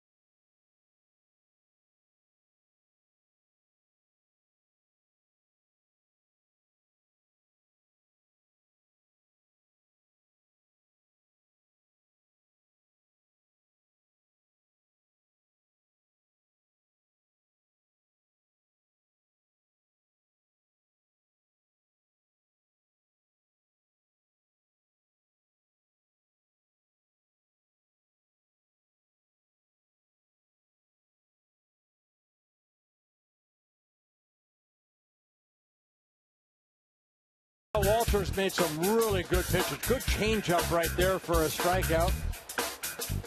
So far, 5 in the ball game. And we'll take another pitch. Good pitch right there. The Frost Brewed Coors Light freeze can with Brian Dozier and the Twins trying to make up the 1-run deficit. Dozier flips it foul.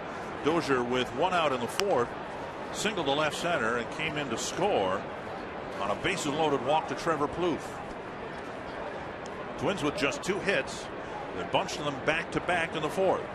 First Dozier, then Mauer, and eventually the game's first run. 2 strikes.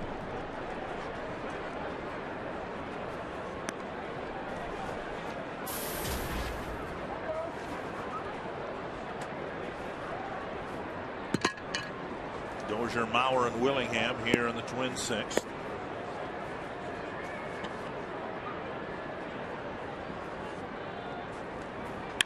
To left center field and down for a hit. Dozier rounds first. He's going to dig for second. Rasmus with a throw not in time. So Dozier starts the 6th with a solid double to left center. Well, Dozier with his first major league extra base hit, his 6th at the major league level, a breaking ball, and just slapped in the gap. And Dozier with his speed, easy. Right there, rounds. He knows he's going to make it to second. Especially Rasmus being a left-handed thrower, had to go to his right side and then spin around. So Dozier with his first extra base hit at the major league level. Mauer flared a base hit to left his last time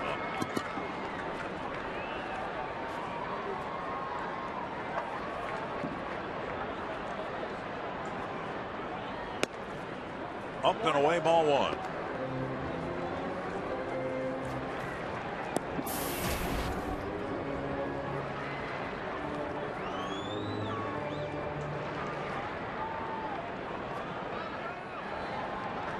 Dome it in the hole. Willingham on deck.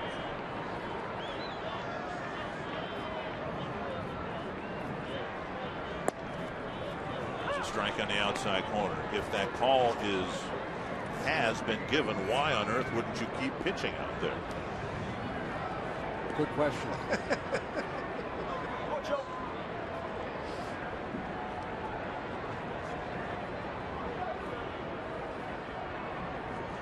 And 1.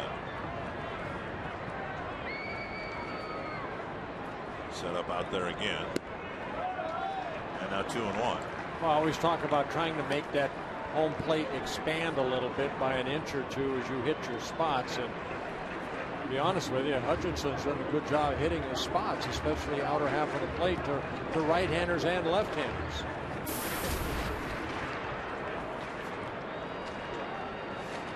Runners in scoring position. Joe hitting over 400. Trying to get the game tied up. Fouled back. And it's 2-2.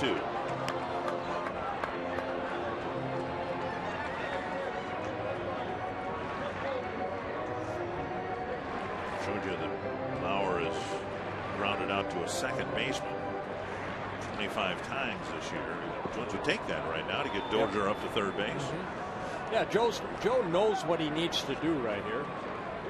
Like your number 3 hitter to bring the runner in, but at the very least advance him a base.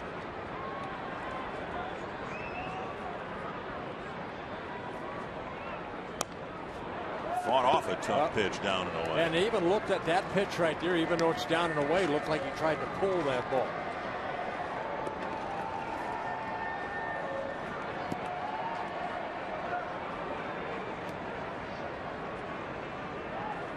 A lot of runs scored in this series so far, but not tonight.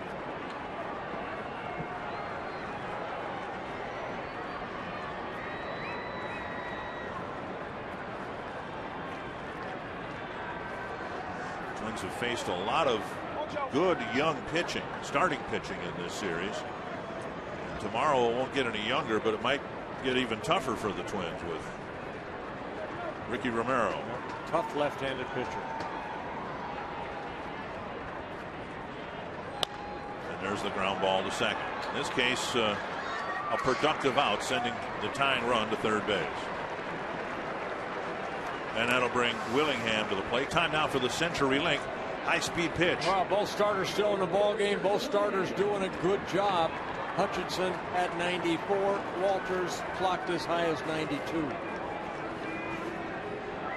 Blue Jays will bring the infield in, a shifted infield in. Now this is really peculiar. They've kept the shift on and brought 3 infielders in on the left side, and the first baseman Lind playing in on the right side. Up high, ball 1. That's commitment to your plan. Go ahead and shift him now in an infield in situation. You still bring him in. It's just going to get to you a little quicker.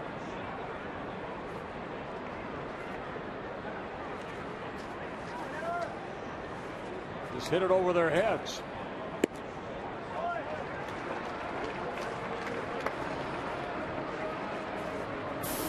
Like they're lined up on the left side playing dodgeball.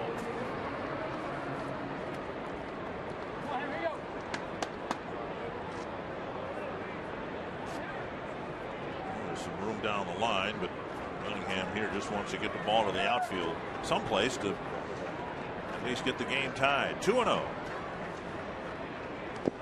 Oh.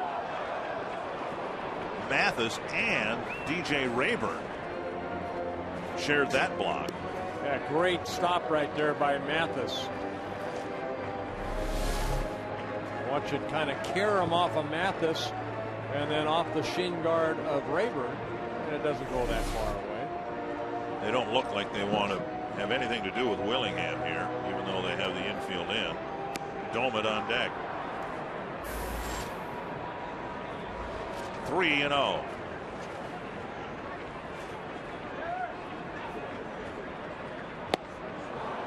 Swing and a miss at the fastball. And Willingham asked Rayburn, was that a strike? If I hadn't swung at it.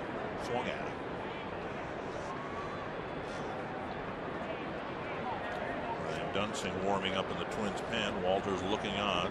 Yeah, Walters with 93 pitches in 6 innings. There's ball 4. So now first and third, 1 out. And Domit to the plate. Domit has yet to put a ball in play against Hutchinson. He struck out in the second, walked to fill the bases in the fourth.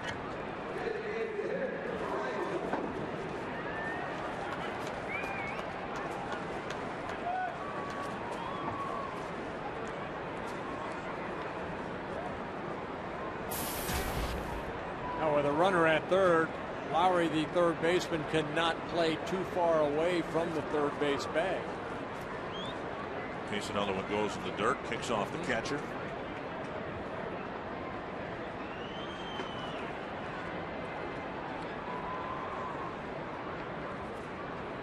Outside, ball 1. Twins again took 9 walks last night. 5 of those base runners scored. 4 walks so far tonight. None have scored. There's what we were talking about before. Third time through the order.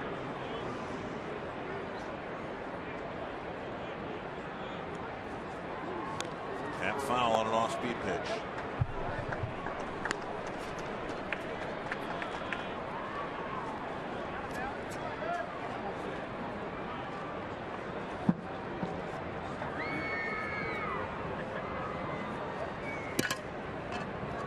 Perez coming up in the Toronto bullpen. 1-1 to Ryan Domit. 2-1.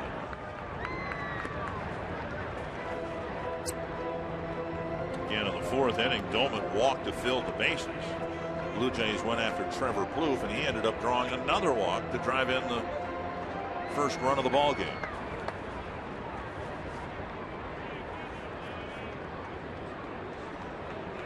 Mathis, I'm sure the catcher's going to sit outside again, which he does. 3-1. And Mathis going out to talk to his pitcher.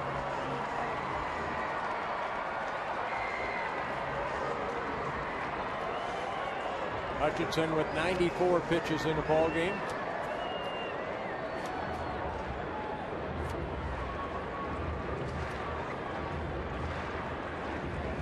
Right-hand hitting Trevor Plouffe is next, and then the left-hander Parmo.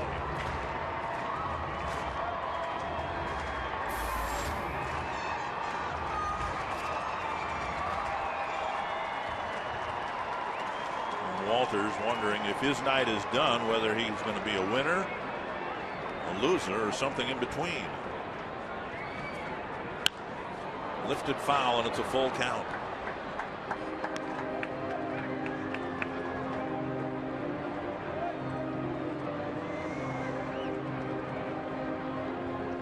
Mathis looking in the Blue Jay dugout, giving signs. Well, that in case Willingham takes off here on a 3-2 pitch. Where is he going to throw it? Domit has struck out 20 times in 95 at bats.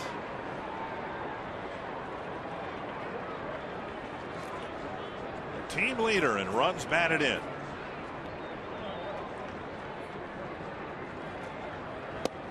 Got him on a changeup. big strikeout for out number 2. Yeah, second time that he has struck out against Hutchinson. Hutchinson picking up his 4th strikeout. They pull the string right here. Great location. Down in the strike zone.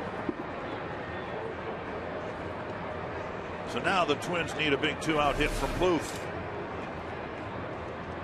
The 2 Toronto runs on the board have been scored on 3 2-out hits. Twins don't have one of those yet. They could use one here.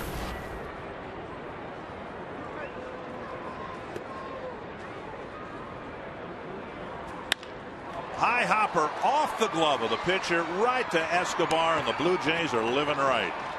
Same thing happened leading off the 5th inning. A deflection off of Lowry's glove. The Twins leave 2 aboard in the 6th.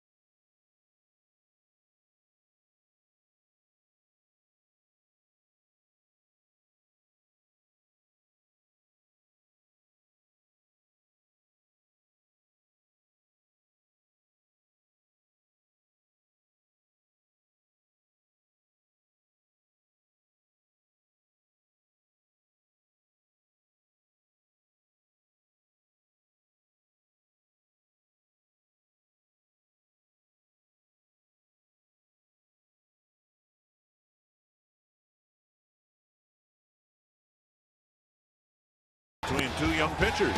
Yeah, Hutchinson walking forward a ball game, but picking up a big strikeout when he needs it. And for the Twins, P.J. Walters was outstanding. He did give up a run in the 5th inning on the RBI single by Lind, and then the questionable home run, which was a home run by Batista, and that gives the Blue Jays a 2-1 lead. Good job. Good first start for P.J. Walters. A quality start. Something the Twins have not had a lot of, and that's 6 innings, 2-3 earned runs or less. That's the 9th quality start, and this is the 33rd game for the Twins. Brian Dunsing now starting the 7th inning. Eric Thames will lead things off. Brett Lowry and Colby Rasmus will follow.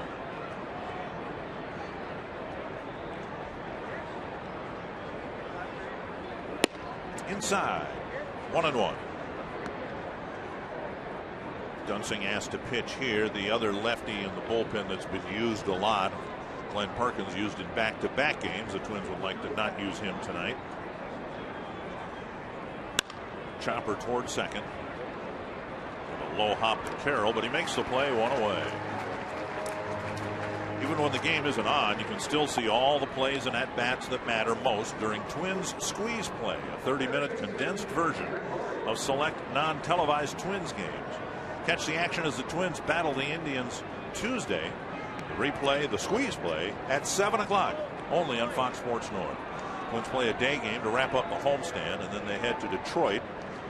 Next week's kind of a peculiar week. A lot of 2-game series coming up for a lot of the major league clubs. The Twins have a 2-game series with Cleveland, then a 2-game series in Detroit. 1 strike to Lowry.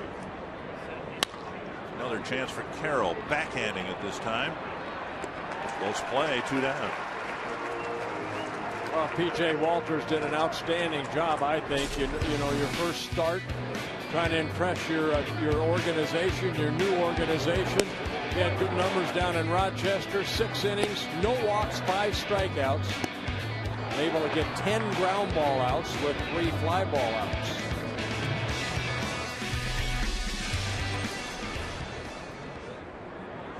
Colby Rasmus with 2 quick outs here in the 7th.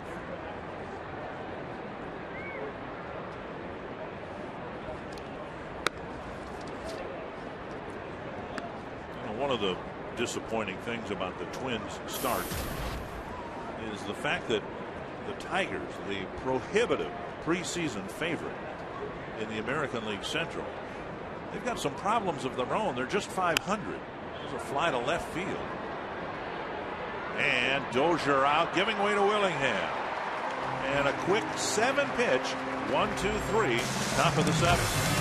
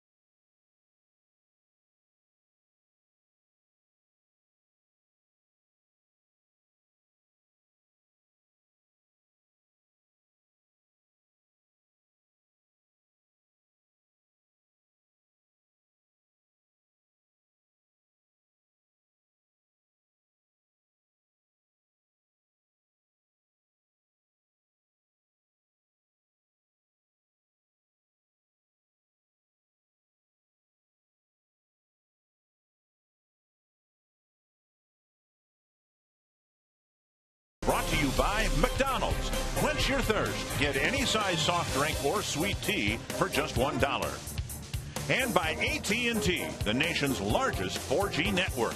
AT&T. Rethink possible. 2-1 Jays in front, heading to the home half of the 7th. Unique look from the Twins dugout with our GoPro shot. Jamie Carroll will hit 3rd in this 7th inning, with the Twins hoping to at least get the game tied up. There's the GoPro camera.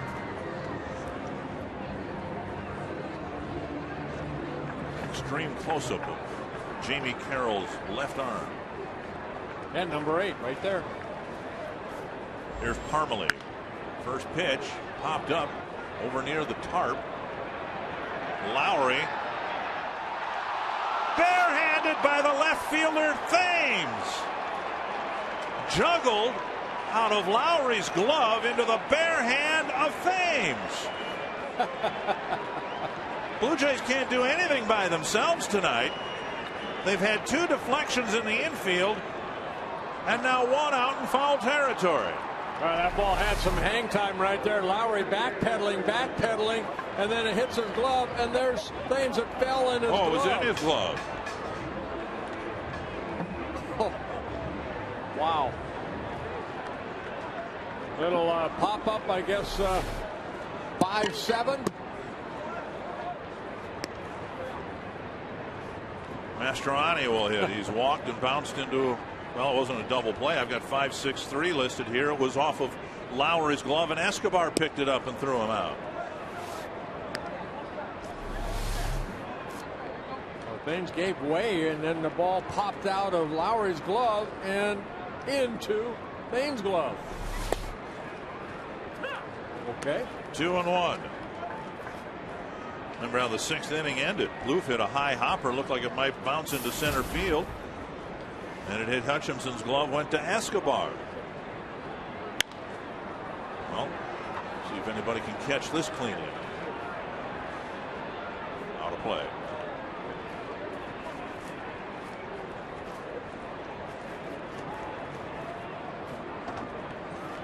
Francisco Cordero in his first season with the Blue Jays started with the Tigers back in 1999. He's also pitched for the Rangers, the Brewers, and the Cincinnati Reds. Blew 3 straight save opportunities. He was the closer. With a little nubber, that's a foul ball with Mathis picking it up behind the plate. Casey Jansen now the closer for the Blue Jays.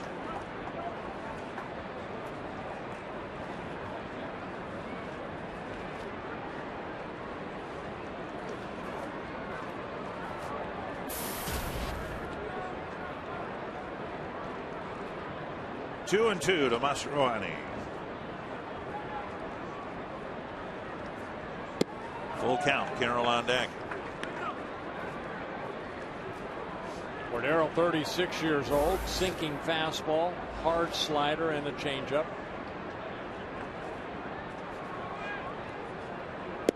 Got him looking. Came back and got the inside corner for out number 2. Oh, this looks like the breaking ball right here. Kind of a backdoor breaking ball at 87. Kind of a spinner.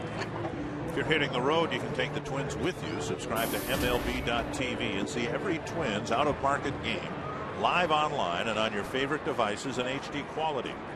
Visit twinsbaseball.com to order and get more details. MLB.tv, baseball everywhere. Home territory blackout restrictions apply. And again, strike one called on Carroll. He thought the pitch was outside. 1-1. Carroll 0 for 2, a fly ball to right. Mastroianni was off with the pitch, was doubled off, and then a bouncer to third. Talking about the Tigers and the problems they have, they're trailing Oakland right now 1-0. And if they lose that game, they're below 500, and it would be very tough for them then to win 120 games like a lot of people thought they were going to. Hard breaking ball there. 2-2. Cleveland Indians holding their own, 4 games over 500, a 2-game lead over the Tigers. It's to right down the line, chased by Bautista, and he's very lucky that that ball didn't skip past him. Bautista played it and then held up and was able to glove the ball. Remember last night when Span hit the ball off the limestone and Bautista fell down, but he still at the last instant was able to knock down the carom. Yeah, pretty athletic right here. He held up and then that ball almost got by him. And Carroll making the turn and throw came back toward first base, but Carroll on with a base hit. Twins get their 4th hit of the ball game. Span's hit the last 2 balls hard to the left side. And both times has been retired. Once on a hard ground ball, once on a liner to left. Ball 1.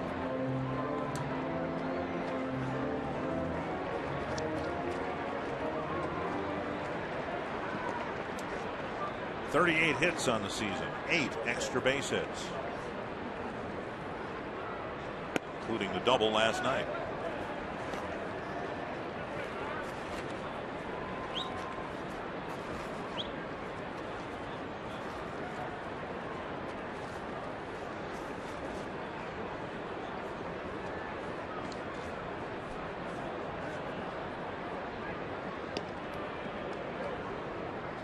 Carroll with 3 steals and 5 tries.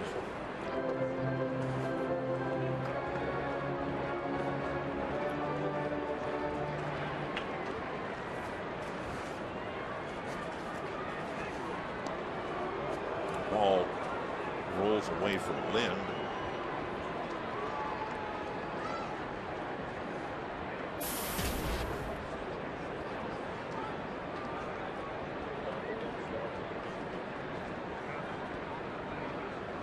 Twins finally get a 2-out hit. It's Carroll's bloop single down the right field line. Now they're trying to do something with it. Well, what the Blue Jays got when they signed Cordero as a free agent, they got a guy that has saved 327 games in his career coming into the year. Led the American League in saves for the Rangers back in 2004. Had 37 last year for the Reds. That kicks away. Carroll will advance alertly into scoring position. So a wild pitch gets Carroll to where he so badly wanted to get, and that is to second base. Yeah, it looked like a split finger right there. Cordero with his third wild pitch of the year. Ball hitting off the plate and skipping away from Mathis. Carroll alertly scoots to second. Base hit to the outfield. The Twins hope would tie the game. 3-0 to Span with Dozier on deck. And a strike.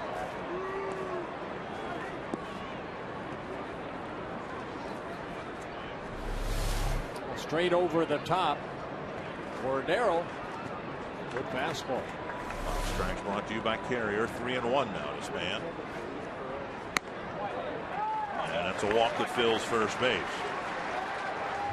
For Dozier steps in the box. Former Gopher baseball player and Minnesota native A.J. Pedersen is living his dream as a member of the Twins farm club in Class A Beloit.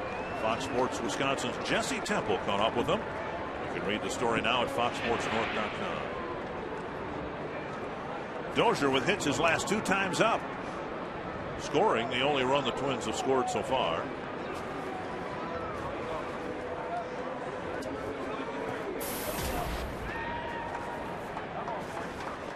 Blue Jays went out and got Cordero because they blew 25 saves last year. The Angels and Blue Jays tied for the lead in that category. Well, they got Sergio Santos too from the Chicago White Sox, but he's currently on a disabled list.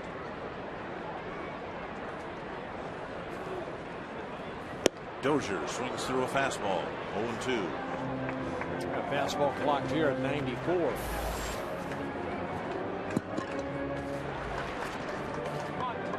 Eleven strikes from Cordero.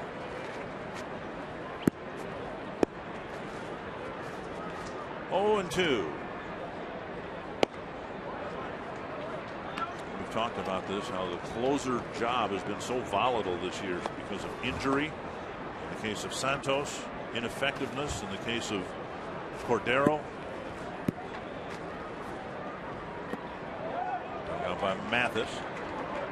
4 of the 5 teams in the American League East have had to go to Plan B when it comes to their closer. The exception being the Baltimore Orioles, and they never really named their closer till we showed up in Baltimore. They didn't know whether it was going to be Kevin Gregg or Jim Johnson. I think about a week ago it was, I looked it up, it was 14 of 30 teams at the major league level have a different closer than they had going into the season.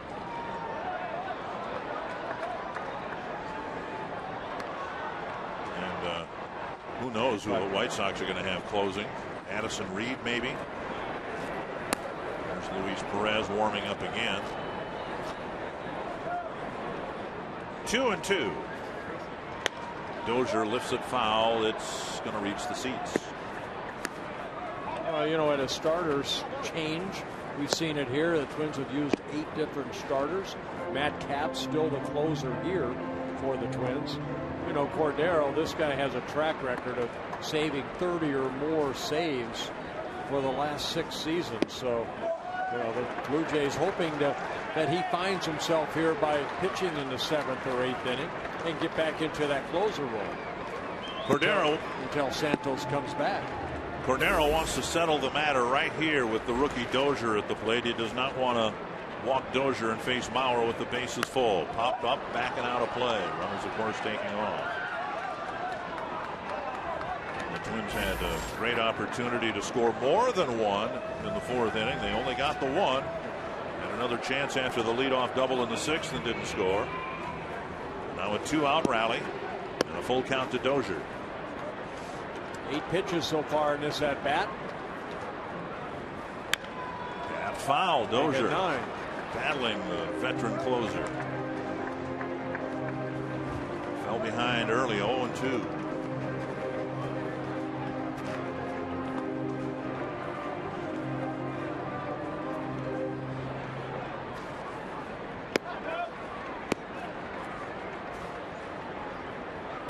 Tapper to short. Easy play for Escobar. And the inning ends, and the Twins strand 2 more runners, still trail by a run.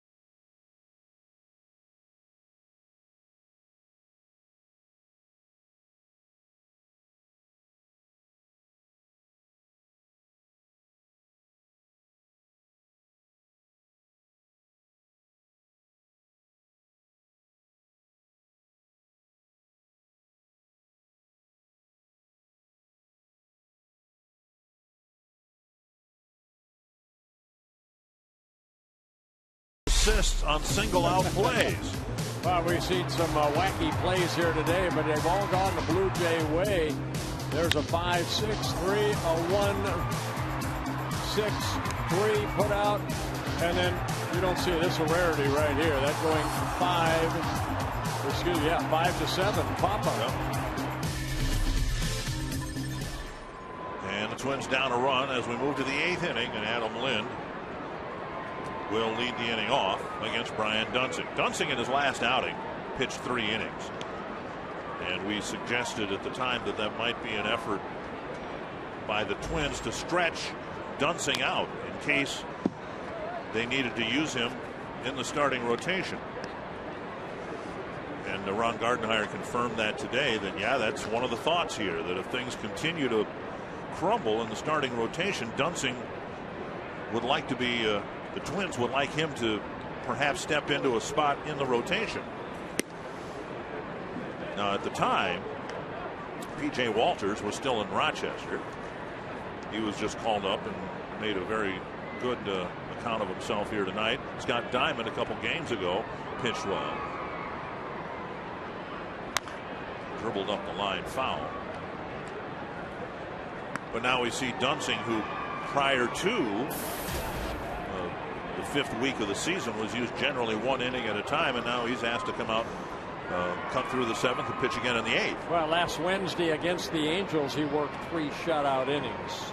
Twins lost to the Angels 6-2, but Dunsing finished the ball game by throwing some zeros on the board.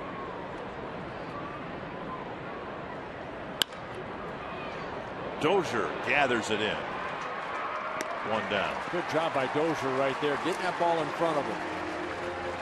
Fans, get your group together for a special Memorial Day weekend with the Twins. There are outstanding suite options available all weekend long as the Tigers come to town. You can call 800-33-TWINS, talk to a group representative, or visit twinsbaseball.com and see how you can take advantage of the best hospitality in the big leagues. Here's Mathis. And there's strike 1. What was so impressive about his 3-inning outing against the Angels, he faced all right-handed batters or switch hitters who were hitting right-handed. And I asked Ron Gardenhire today, Dunsing getting a chance to face all those right-handed batters. Typically he has struggled against them much more than lefties. What's he done differently? And the first words the manager said, he's pitching more aggressively inside. And again, that's the comparison we've made with what Dunsing is doing now and what was the key for Glenn Perkins pitching out of the bullpen so effectively. 2 strikes. You pitch inside and you can have some success back on the outside corner. It opens up both sides of the corner. This copyrighted telecast is presented by the authority of the Minnesota Twins and may not be reproduced or retransmitted in any form, as Dunsing picks up a strikeout. The accounts and descriptions of this game may not be disseminated without the express written consent of the Minnesota Twins, LLC. 5 up, 5 down for Dunsing, and here's Kelly Johnson. Fouled away. What makes that success in his last outing against right-handers so important, if he does move back into the starting rotation, ultimately that improvement is maybe the one thing that'll keep him there.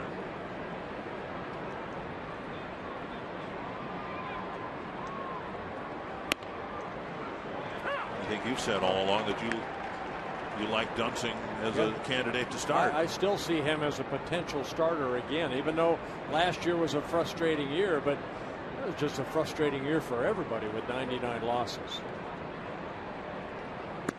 Up and away, 1-2.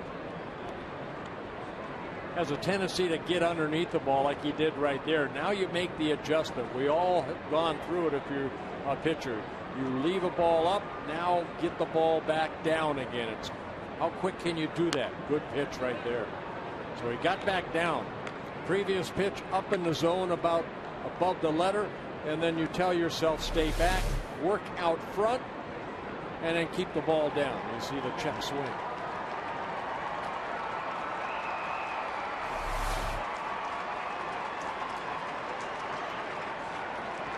No one can have you do that except yourself. You have to tell yourself, get back down, stay balanced out front. At times you do have to be your own pitching coach, don't you? Definitely do. Save your catcher a trip out to the mound. Well, Rick Anderson, you know, he can only remind you of what you have to do out there. It's up to you to execute it.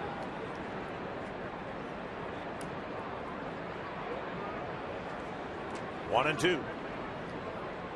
Breaking pitch, flip foul.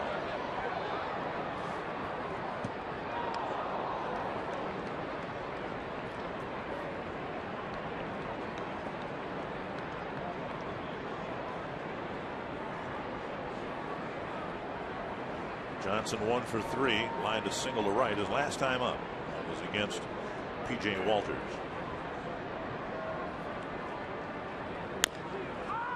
Ouch.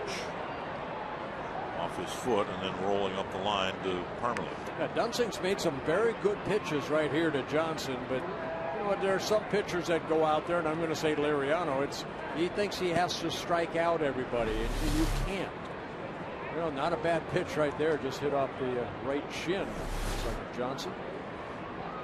Just make a good quality pitch down and away, and hopefully he'll hit it at somebody. This is just Dunsing's 22nd pitch. 17 strikes so far. Just like that. Great pitch. Got a couple of strikeouts, but 6 up, 6 down on 22 pitches.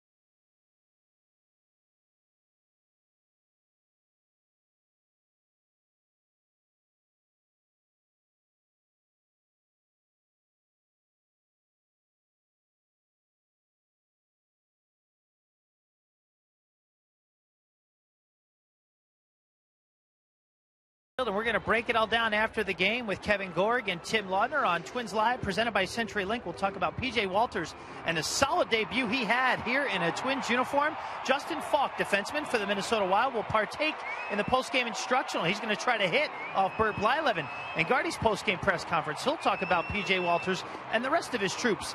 Win or loss immediately following the game, Dick and Bert. I don't know, I just saw the glint in my partner's eye. The hockey player might want to bring his mask. I want to bring his mask. Jason Frazier comes out of the Toronto bullpen. He'll pitch to the Twins in the 8th. Yeah, Frazier making his 15th appearance on the year. 13 innings pitched, only 9 hits allowed, 9 walks, was 17 strikeouts in the 13 innings. Frazier worked here on Thursday night, 1 shutout inning, had a couple strikeouts, 14 pitches, 10 were strikes. We've got the biggest crowd of this homestand here on a beautiful night. The Twins played maybe their worst ball game of the year 2 nights ago. Came back with a good game last night. This has been a good game. Twins haven't gotten a clutch hit. Let's see if the Twins can pull off some late inning heroics. You know, one thing, Dick, Twins have not had too many 2-1 games like this deep into the game as we are in the bottom of the 8th. Hopefully the Twins can pull this out. Mauer to lead it off, then Willingham and Doman. Lace to the left field corner, but it'll turn left. Actually, I'm looking at the scores. There aren't too many. There's a 3-1 ball game, but not any 2-1 ball games. Mauer getting a high fastball in the first pitch, and he was hacking.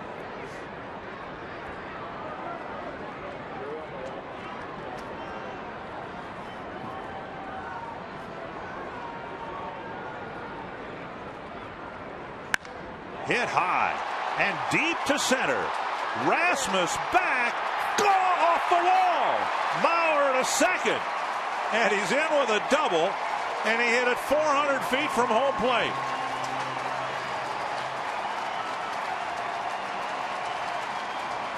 He got another fastball. And he creamed it. Yeah, he gave it a ride right there. That's the deepest part of the field. 411 feet where the bullpen gate is, and Joe gave it a ride, and I thought it was going to go out too, Dick. It hits the fence right there, the chain link fence, and it's a double for Joe Mauer. For Joe, his 6th double of the year. He gets in a scoring position with nobody out, the tying run of Joe Mauer at second base. Now Willingham 0 for 2 with a walk. Ah, here comes the crowd. You like to hear that crowd backing their Twins. Well, Frazier gives up a booming double to Mauer, leading off the 8th inning.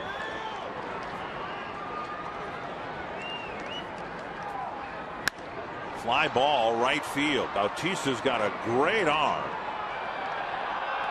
And Mauer only bluffs. No point in trying to advance because Bautista has a cannon. 1 away. That'll bring up Doman.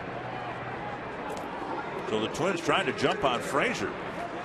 Mauer usually so patient. He swung at twice early in the count that he had with Frazier, and Willingham went after the first pitch. Well, Frazier's always a pitcher. He's always been a pitcher with the Blue Jays. 9th season at the major league level. He likes his fastball. Tries to get ahead with a fastball. He's got a sweeping slider and then a split finger. Had a leadoff double in the 6th and didn't get him in. That was Dozier. And they're trying to cash in on Mauer's leadoff double.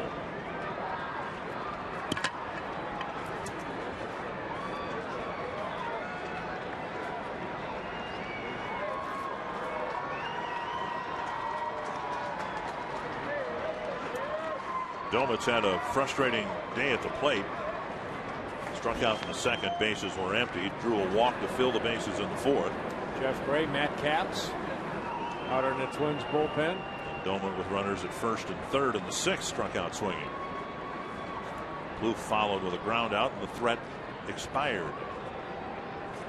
Now Doman got tired of waiting again, and now finally Mathis will go out and talk to Frazier. Well, the first time around, before Frazier stepped off, Mathis, I think, went through all the pitches, and Frazier kept shaking them up. Now they're going to talk about it right here.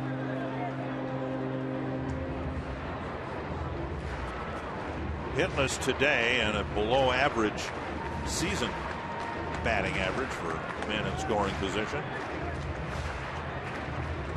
Well, still, he and Willingham leading the club with 19 runs driven in.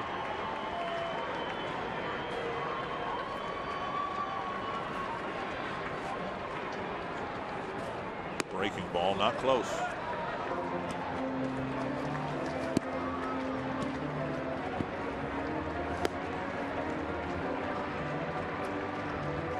Doman dealing with that shift that the Blue Jays have put on him.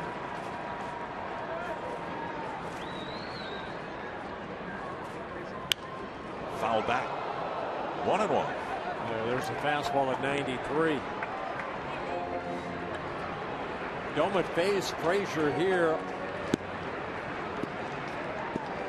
on Thursday night, and he hit a fly ball to center field.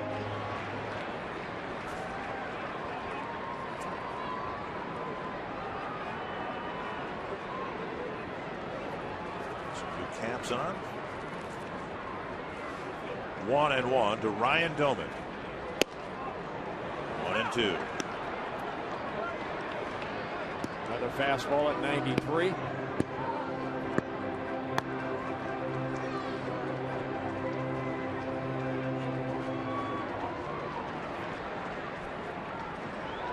Frazier sitting that split finger to his side. He'll change it in the glove if it's another pitch. Missed with a fastball. 2-2.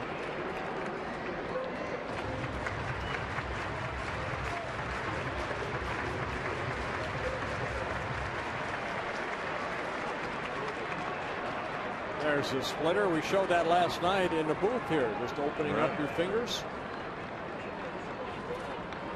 3-2. Loof on deck.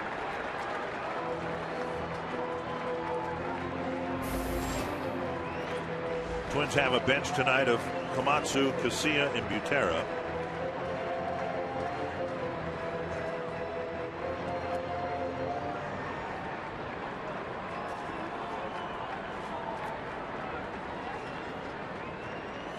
Full count to the Twins DH. Popped up, it'll reach the seats.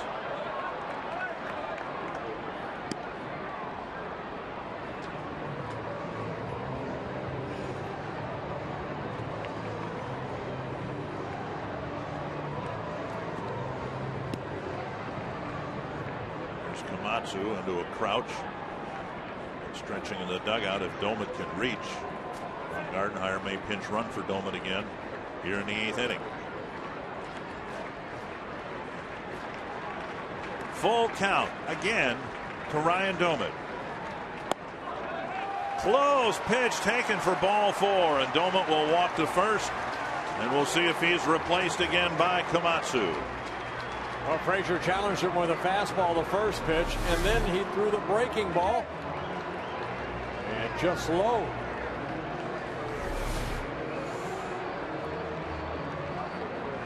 And Komatsu does pinch run for Ryan Doman. It's been an interesting series for Komatsu. 2 nights ago, made a base running mistake, and then his base running last night won the ball game for the Twins. Thursday night he just didn't pick up Steve Little, got thrown out at third base, but very good base running last night of Steve Little. You see him talking to him. When Trevor Plouffe hit this ball down the left field line, he took off for second base and got into scoring position and then scored the 7th run. And the Twins ended up needing that run to beat the Jays. So Komatsu at first, Mauer at second, 1 down, and here's Plouffe. Popped up right center field. And there will be no place for Mauer to go here with Bautista making a catch on the short fly ball. Plouffe gone on 1 pitch. 2 down, and that'll leave it to Parmalee.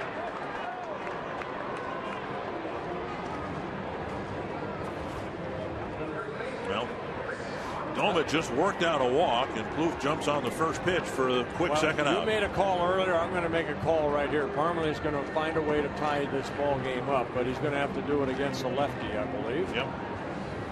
John Farrell on his way out. As we saw Perez loosening up in the bullpen.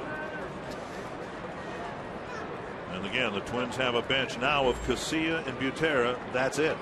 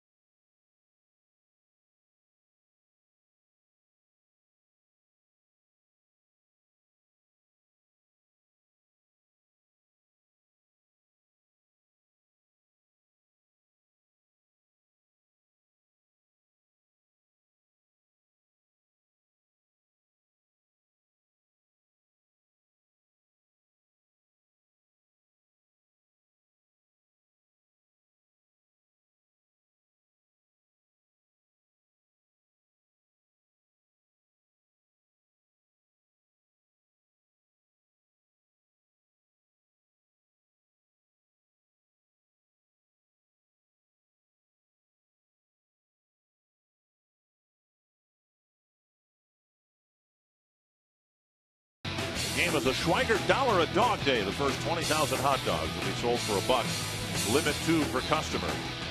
There are good seats available for the Twins Indian Series. Check out pricing at twinsbaseball.com or call 800-33-TWINS. It'll be Alexi Casilla off the Twins bench to hit for Parmalee. Well, one thing, you know what, Casilla is a right-handed hitter, hitting .417, 10 hits and 24 at-bats. He'll be facing Luis Perez. Perez worked here on Thursday night. 1 shutout inning with a couple strikeouts. 10 pitches, 9 for strikes. So Casilla, who this week has seen second base go to Jamie Carroll in all but 1 game. Now a bench player, a reserve player. We might see him at third base over the weekend and into the Cleveland series. And there's the split Burt was talking about. The switch hitter who's had much more success against lefties than righties. Trying to get Mauer in from second after Mauer hit a leadoff double. Casilla has 4 doubles, 3 from the right side of the plate.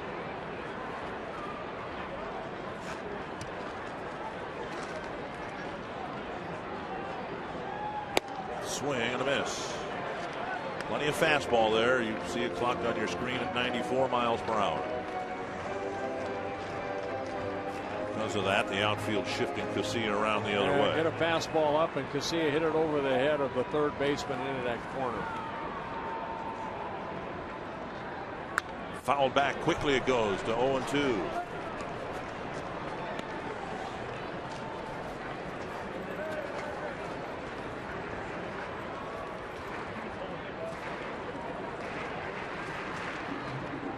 Left the bases full in the 4th.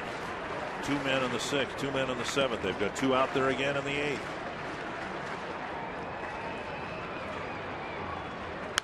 Fouled back. And Perez coming right at Casilla with mid-90s heat.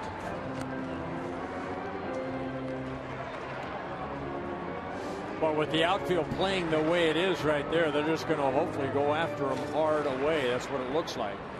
You leave a breaking ball up, Casilla could pull it into that left field corner.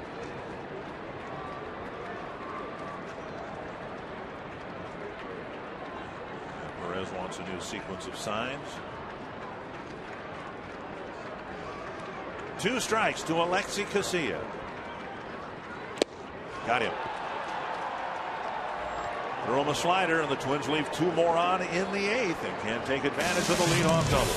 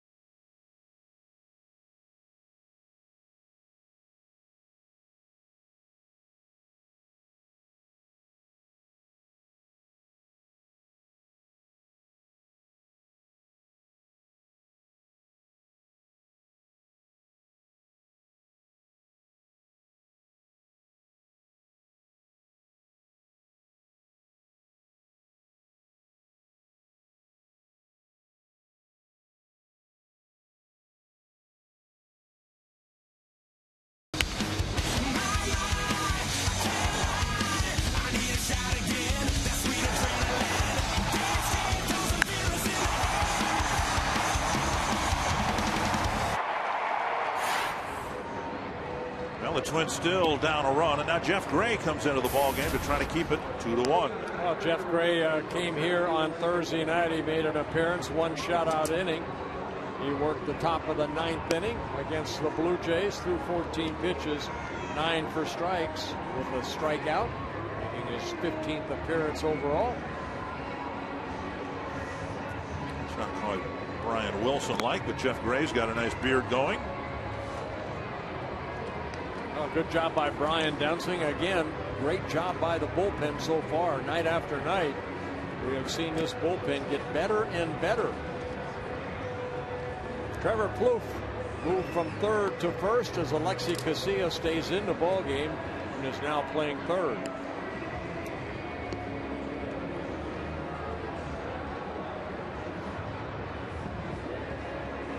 Escobar, Bautista, and Encarnacion will hit here in the 9th inning. Twins will answer in their half of the 9th with Mastroianni, Carroll, and Span. And only bench player available would be Drew Butera.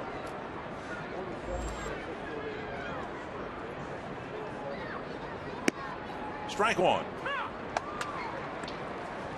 You look at what specific members of the bullpen have done. You've got Capps, who's 6 for 6 in save situations. You've got Burton, who's giving an .073 opponent batting average. You have Gray, who's giving up a 196, Dunsing a 192. I mean, the bullpen has been the strength of the it's staff. been the silver lining of this season. Yes, it has. It might have been, well, there were several Achilles heels for this team last year, but it clearly need to be remade. And Twins did a nice job so far piecing together an effective pen. Now, that said, somebody eventually is going to have to go. Here's a bouncer to short. Dozier on the run, underhands it over to Plouffe, 1 away. And here's Bautista. Now, he's hit 10 home runs in this ballpark in 10 games. Dwayne Murphy talks about his hitting approach. Last night, I thought he had some really good swings, almost to the point where I feel like he's coming out of his little funk that he's in. And sometimes going to a ballpark that you're hot in helps, and he's always hit very well there. And so maybe that's the answer. I'd say 10 home runs in 10 games here is pretty good. Trying to recall if this guy ever got just a base hit or a double here. It seems like every hit that Bautista gets leaves the ballpark. 10 home runs hit here at Target Field in 10 games. 2 last night, 1 today, and it's the deciding run of the game. There's my point right there. He finally got a base hit rather than a long ball.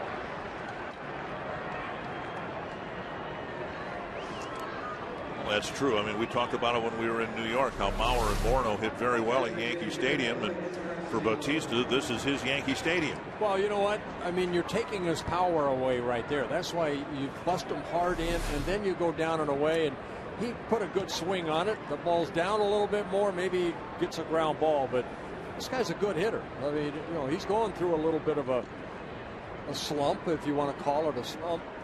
But, you know, he'll work out of it. All good hitters do. A rare hit given up by Gray. Talked about his stingy batting average of 196. Encarnacion.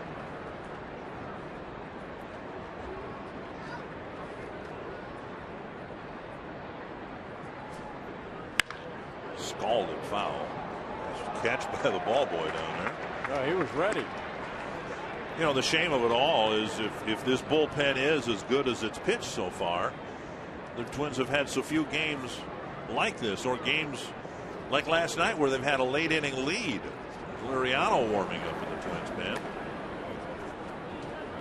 Well, you don't want your bullpen to pitch more innings than your starters, and that's the sad part. Starters are averaging less than 5 1/3 innings per start. But, you know, you don't really notice how good or bad a bullpen is unless you've got close games. You know, the one-run games where the bullpens make the difference one way or the other. The Twins just haven't had enough of those because of the poor starting pitching.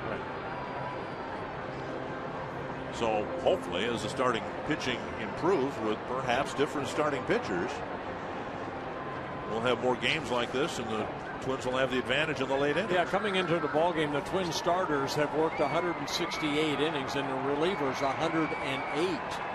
And that's, you know, 5-4 type of scenario right there. 5 innings for the starter, 4 for the bullpen when they're at home. A swing and a strike, and Encarnacion is gone for out number 2. That'll bring up Thames.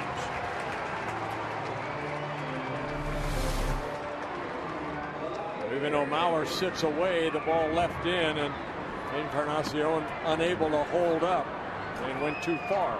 So Gray picks up a strikeout. Thames 0 for 3, a strikeout and a couple of ground balls to Carroll.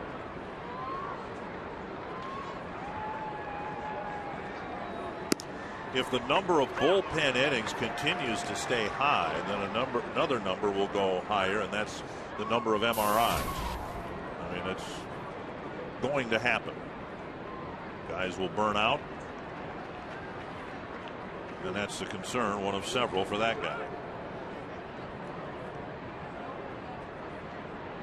1 strike to Thames.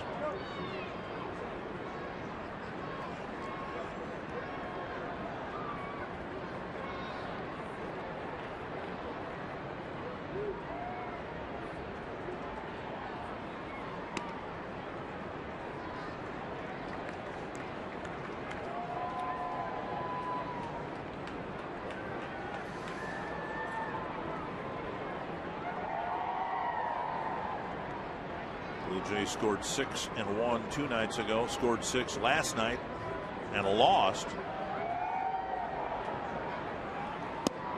Trying to make 2 runs hold up here tonight.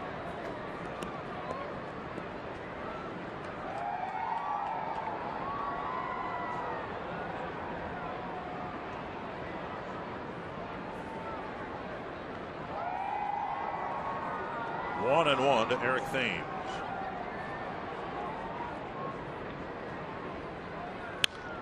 And now 1 and 2. I'm saying somebody's going to have to go. Eventually, the Twins are going to want to get back. Well, they want to now. They can't. To 12 pitchers. So they've got more bench moves to make than the 2 that Ron Gardenhire made in the 8th inning. Right, in situations like this, in these close ball games.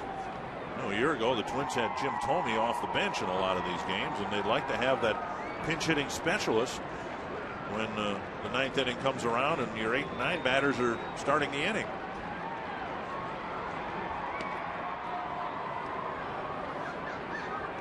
Well, Batista, 2 stolen bases in 2 attempts, gets a throw over.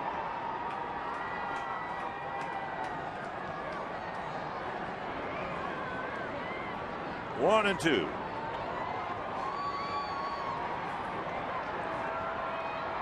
Blue Jays have left only 2 men on here tonight.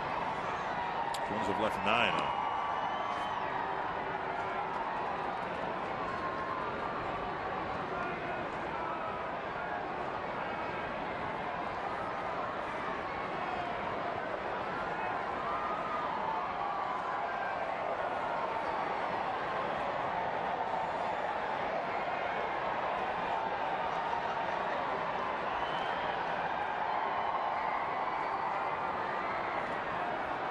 Little cat and mouse game going on right now.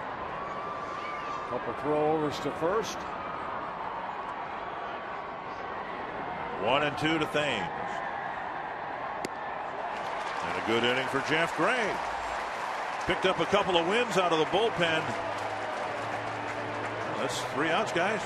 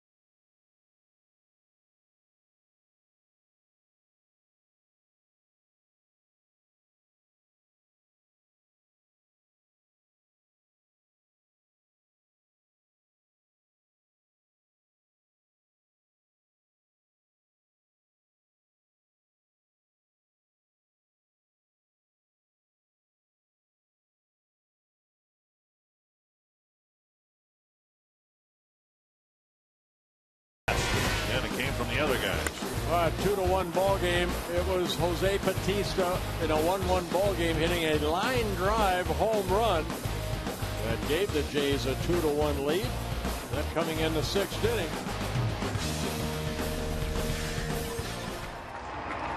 It's a 2-1 ball game. Well, both starters pitched well. P.J. Walters for the Twins, 6 innings, 2 runs allowed. As Hutchinson for the Blue Jays, a little bit better, 6 innings, only 1 run allowed.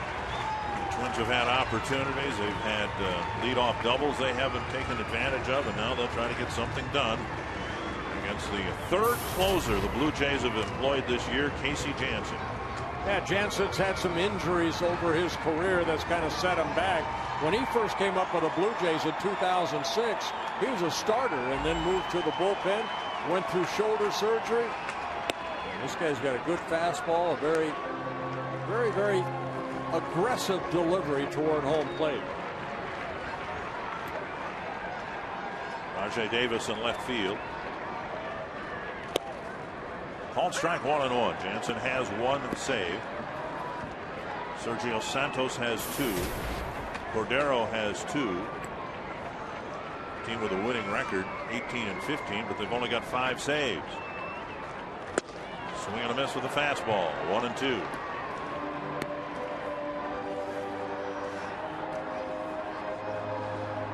Mastroianni, Carroll, and Span.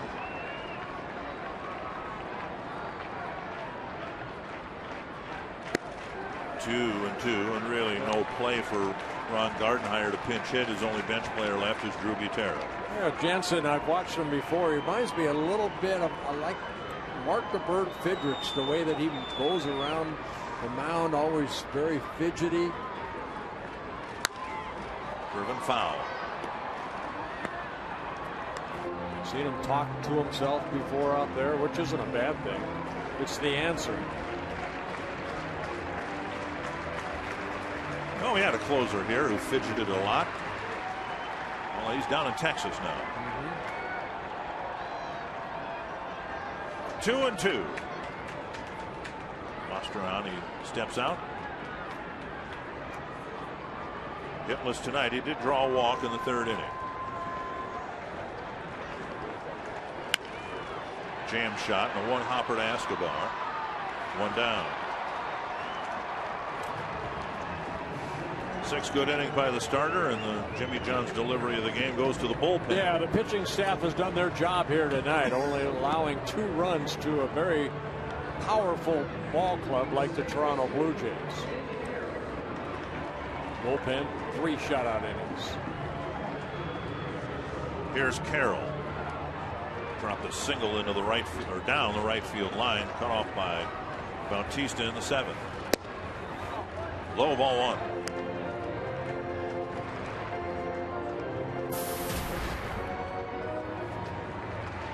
Would like to extend the inning, getting some base runners on here against Jansen. 1-1. Only 2 Twins hitters have 2 hits. Dozier and Mauer, they hit 2nd and 3rd in the batting order. They would hit 4th and 5th in this 9th inning. Twins only have 5 hits total. Strike 2.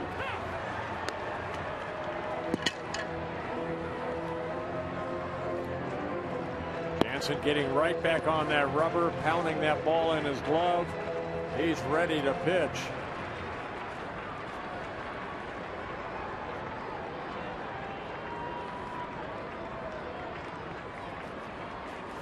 Curve dropped over for strike 3. It's the only time he's thrown that pitch. At 75 miles per hour, a called 3rd strike. Well, he got ahead with 2 fastballs, and then he drops the breaking ball.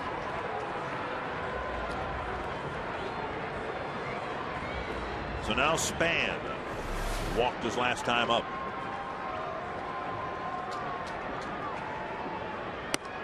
Up and away, ball 1.